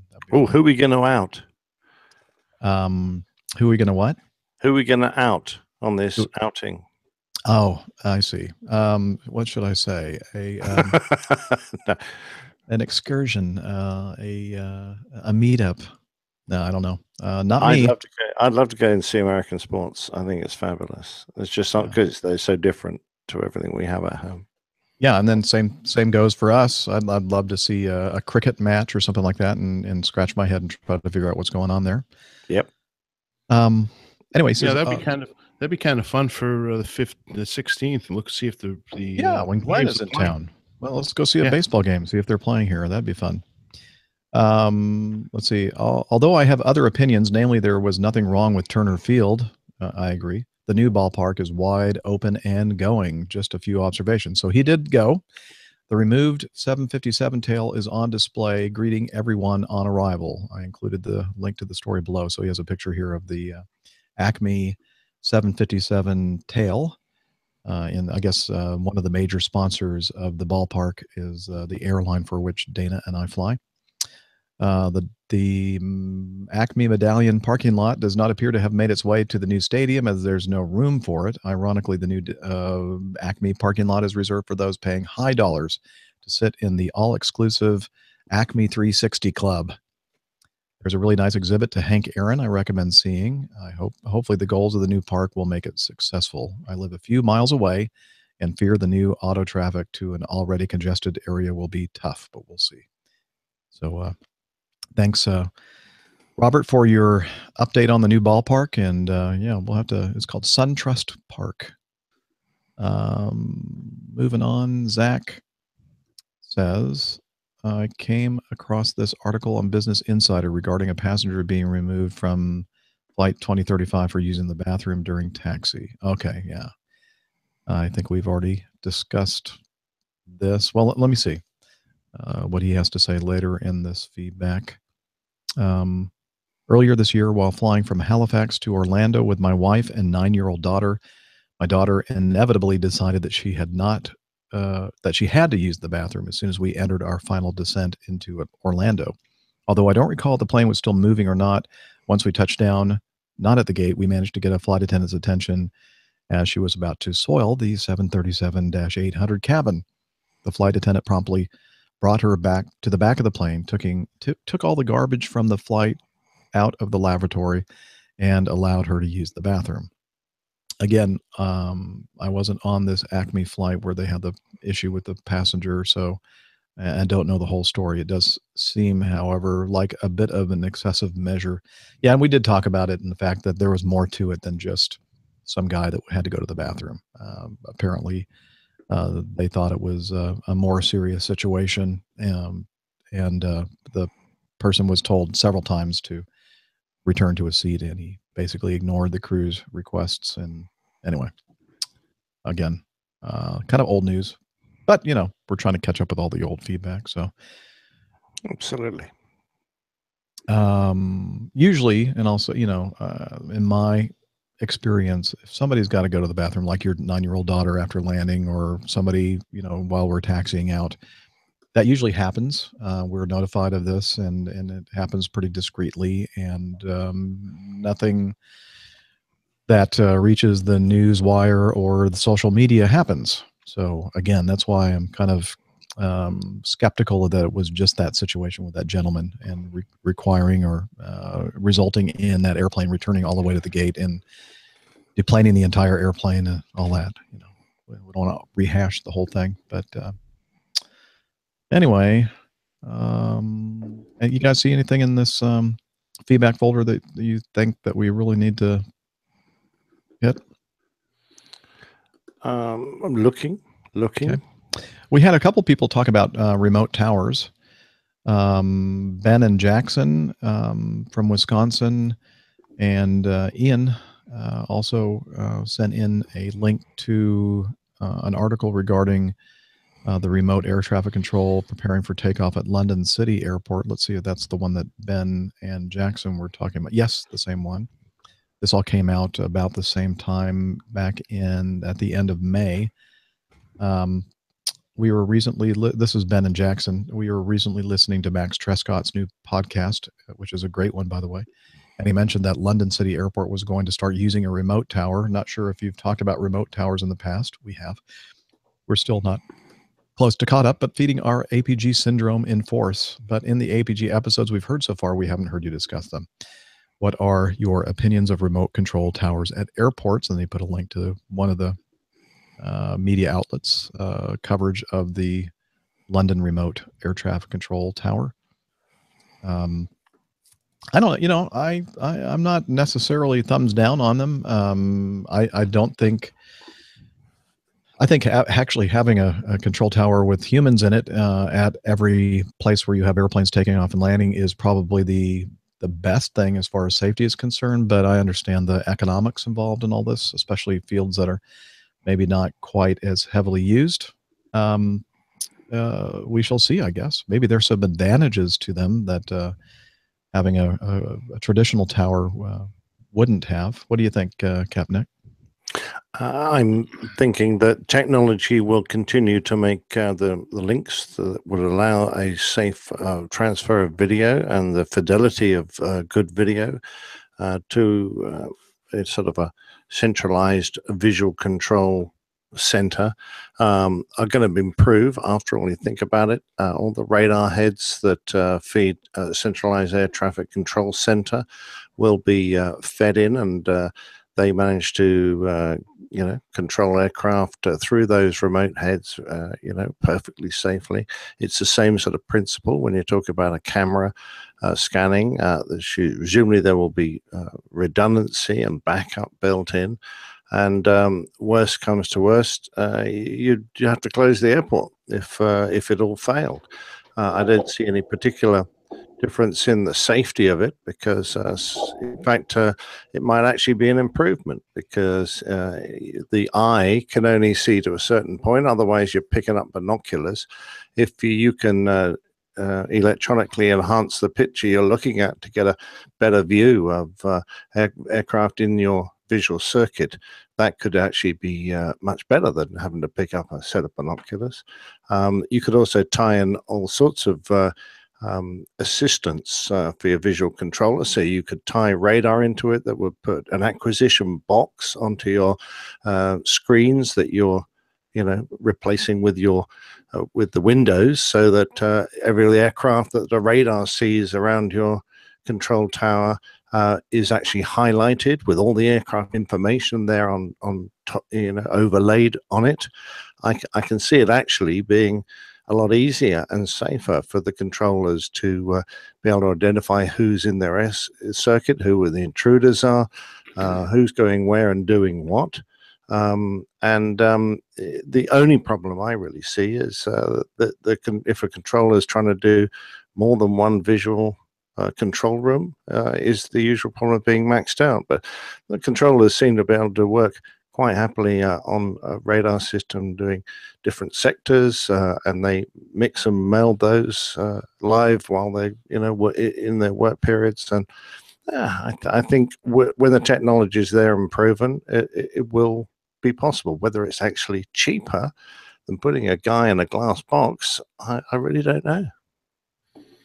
I think we're going to see it is, and you make some good points about the fact that there may be some advantages to these remote systems with the technology that we have today. So very good point. Yeah, but only if you're going to spend the money on it. If you're just going to put a I hate to say it, if you're going to put a webcam and stick it on the top of a tower and say, well, there you go, mate, off. That's good enough. You can do it from home, work from home. I don't think it's going to be very Guys asking for landing clearance, and the controllers in the other room getting a beer out of the fridge. Yeah, exactly. Perfect. Exactly. I would say I'm in agreement with Nick on many accounts, because if you've ever been up in an air traffic control tower, their primary, other than obviously their eyes, but their primary source of information is the radar screen that they always are looking up at. If if ever been up in the control tower, usually the radar screen's above their heads. They're looking up, and of course they have all the tickets down below them. I don't see a problem with it either. The only thing is having redundant systems and being able to account for any type of power outage or I remotely for smaller airports, not an issue. I wouldn't want to see something like that at JFK, LaGuardia, or Atlanta. I mean, that's certainly not that wouldn't be prudent. But in a small operation, maybe I can see the future on that one. Yeah. He also adds also now that you're recovered from the hullabaloo or hullaboo, I think maybe, of wings over Pittsburgh, have you started discussions on the cruise trip to AirVenture? It's the Apollo program's 50th anniversary, and a number of astronauts from that program are attending for special events on Apollo Day, which is Friday, July 28th, including Buzz Aldrin. We're planning on attending AirVenture that day, as it might be our only opportunity to see some of these astronauts in person. Don't forget my offer of a Milwaukee Brewers game for any of the crew or community members that weekend or anytime. Until next time, keep the IPA bottle bottom up. And again, that's Ben and Jackson Harned from Wisconsin. And as I mentioned in an earlier episode, it may have been the last one, I may possibly be making a quick trip up to AirVenture on Wednesday of the AirVenture week because I have a long layover in Madison, but not Friday because I have to be back Wednesday night in Madison, Wisconsin, so that I can fly the rest of my trip on Thursday. But I do know that there are several people from the APG community who are going to be in attendance. Glenn Towler from New Zealand, and I think Jen is going to be there. And let's see, is Dave Abbey? I think he's going to make a trip to AirVenture. And I'm off. I'm thinking about it. Dispatcher Mike, I think he's going to fly his airplane up there. And I think Hillel will be there as well. I'm thinking about it too because I'm off that most of that week. All right, so we might have several there. So hopefully somebody will organize some kind of a meetup going up there. That would be fun. Yeah. All right. With that, are the girls back from tennis yet? No, I haven't heard a thing from them. Even when it finishes, they've got an hour and a bit train journey. So not yet, I don't think. Okay. Well, we're almost at 3 hours, so I think that's enough. Wait a minute. On the train to Hazelmere, then we'll pick up the List train. So Hazelmere is about 20 minutes away, and they haven't got there yet by the sounds of it. Well, it looks like those who are attending in the chat room, Dana, Jen, and Hillel say, "Come to Osh, Dana. We got a room for you." Woo! Cool. That might work out. We'll see. As long as I'm back to work by then. Okay. Only kidding. And we talked a little bit about that meetup on the 16th with Glenn. Mm-hmm. The Braves are in town against Arizona at 1:35. Oh, nice. Yeah, that might be fun. So, all right.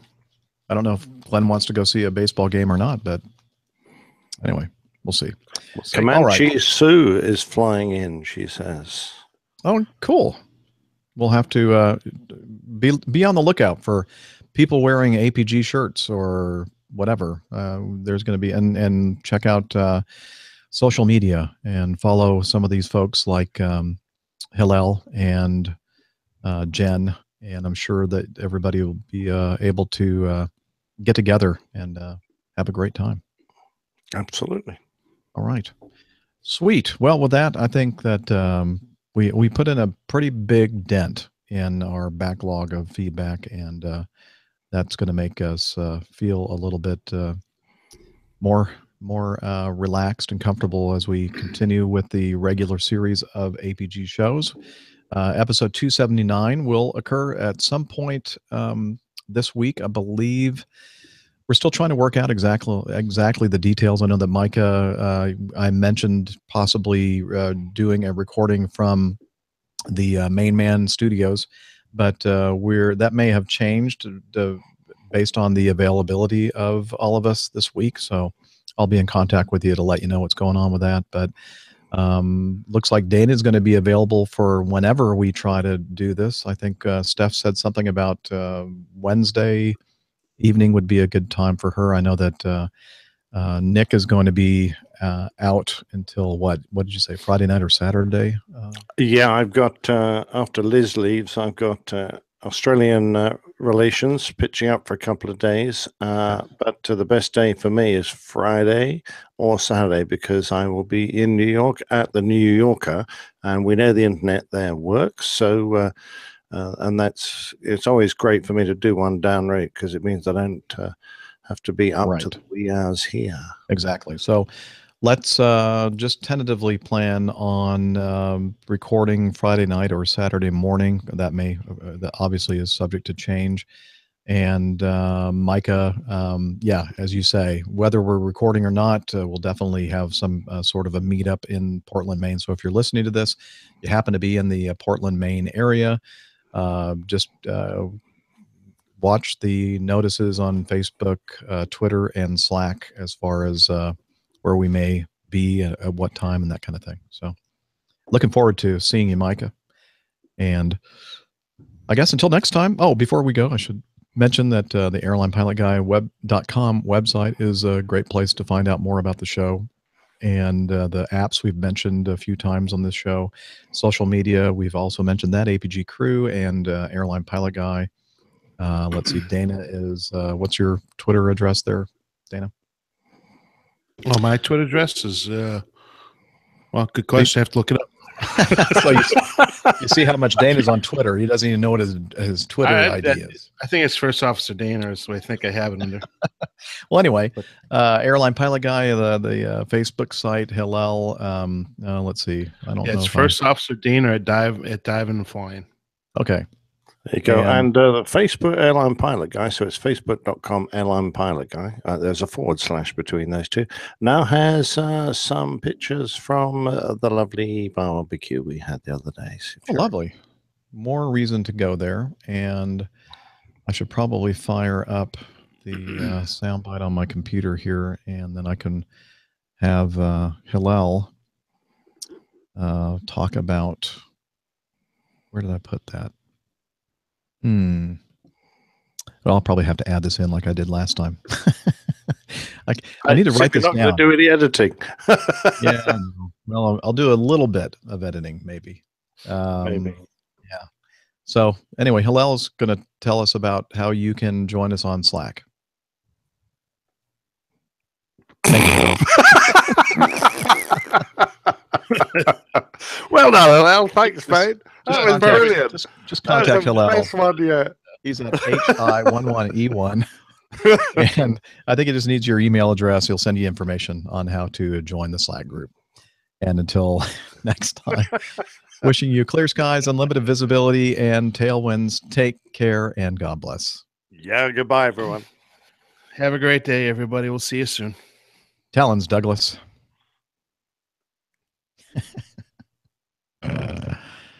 Jeffrey. I need to write these things down so I remember to. You need to put Hillel's thing. Now, have you any idea which ones of this feedback you've done, so you know which ones to delete? I have actually been actively moving stuff over. Really? Oh, you say that. So you're more switched on than we all think. Yeah, well, I don't want you to get the wrong idea. Still, that was a fun way to spend the afternoon. Thanks, mate. Yeah, it's a nice distraction for me. Good. Yeah, good for you. Feel better. Yeah, and when you reckon you'll get your results? I'm hoping by Wednesday at the latest. Of course, of the holiday over here, so everything's slowed down a little bit. Yeah, what is the holiday? July 4th. Oh, really? No, it's Independence Day. It occurs on July 4th. Traitors Day. Yes, I've heard of it. Traitors Day. Oh my gosh. No Traitors Day here. It's Traitors Day everywhere. Oh, okay. Right. No, actually, have a great time. What do you do? Kill a bunch of turkeys and put fireworks up their bottoms or something? I don't know. That's exactly what we do. Yeah, put M80s up there. Yeah.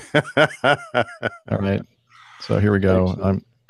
Now we finally figured out where Hillel was. APG listeners, if you want to be part of our Slack team. Here we go. Well, just a few more. I found him. From Hillel. We need to get Hillel a pop filter, a foam pop filter or something for. He probably did that on his phone. So anyway.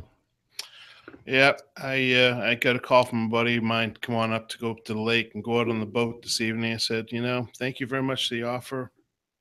I think I'll be staying home tonight.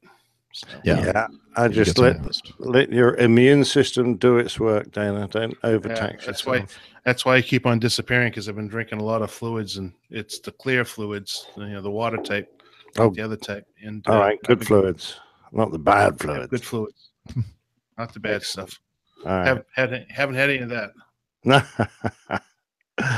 All right. Well, that's very sensible. Anyway, I hope those results come through. Don't forget to let us know how you're getting on.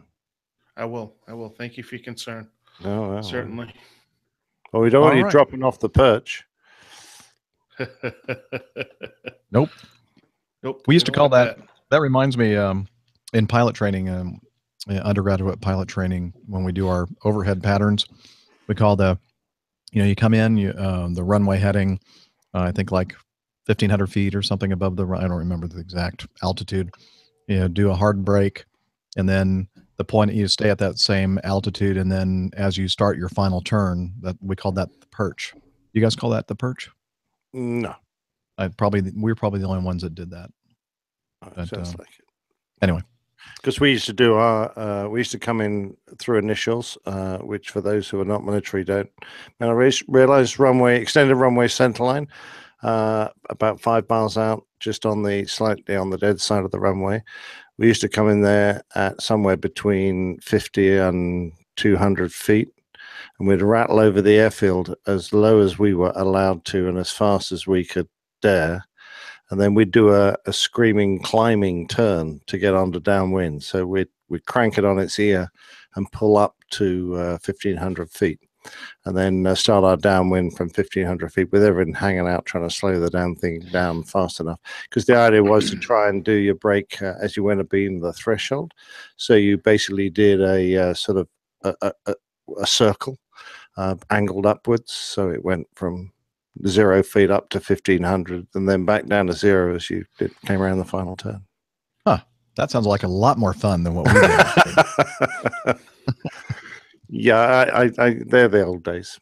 Yeah. We used to have at Lucas, we had a lighthouse on the extended center line of our westerly runway. It was exactly 10 miles, and it was called Bell Rock. And when I first served there, it was not an automatic lighthouse. There was actually a lighthouse keeper there who spent his entire life just looking after this light. And we often wondered if he could hear anything, because the number of us that went walloping past his lighthouse just as close as we dared in full afterburner, day after day after day. I did wonder if he was deaf. Did he ever complain? I don't think he had any means of complaining. He might have. He probably had mail sent every fortnight or so. It was like going mad. Absolutely. I can just see him, being stuck there, putting his fist in the air and saying, "God damn those guys! I can't see it." Being so mad. You're quite right. But we used to try and make up for him every Christmas. We sent a big hamper over. So a hamper.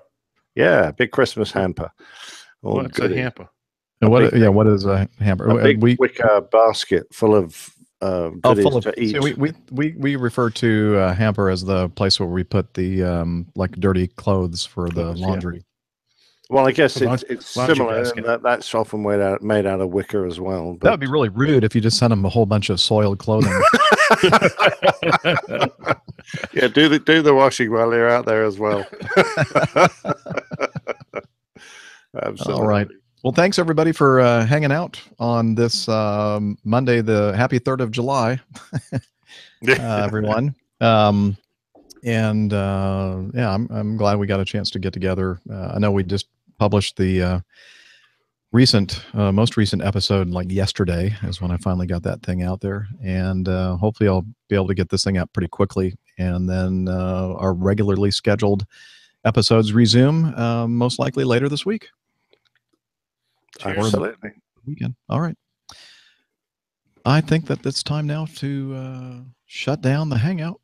And we'll see you all later. Have a great, for those of you in the U.S. or wherever you are in the world celebrating U.S. Independence Day, happy Independence Day. And what are you doing, Dana? Here, let me That's my T-shirt. show what you're doing. Oh, American to the core. American America. With the American flag on it. There you go. God bless it. God bless All right. America. There you go. All right, guys. Have a Bye-bye. great week. Bye, everybody.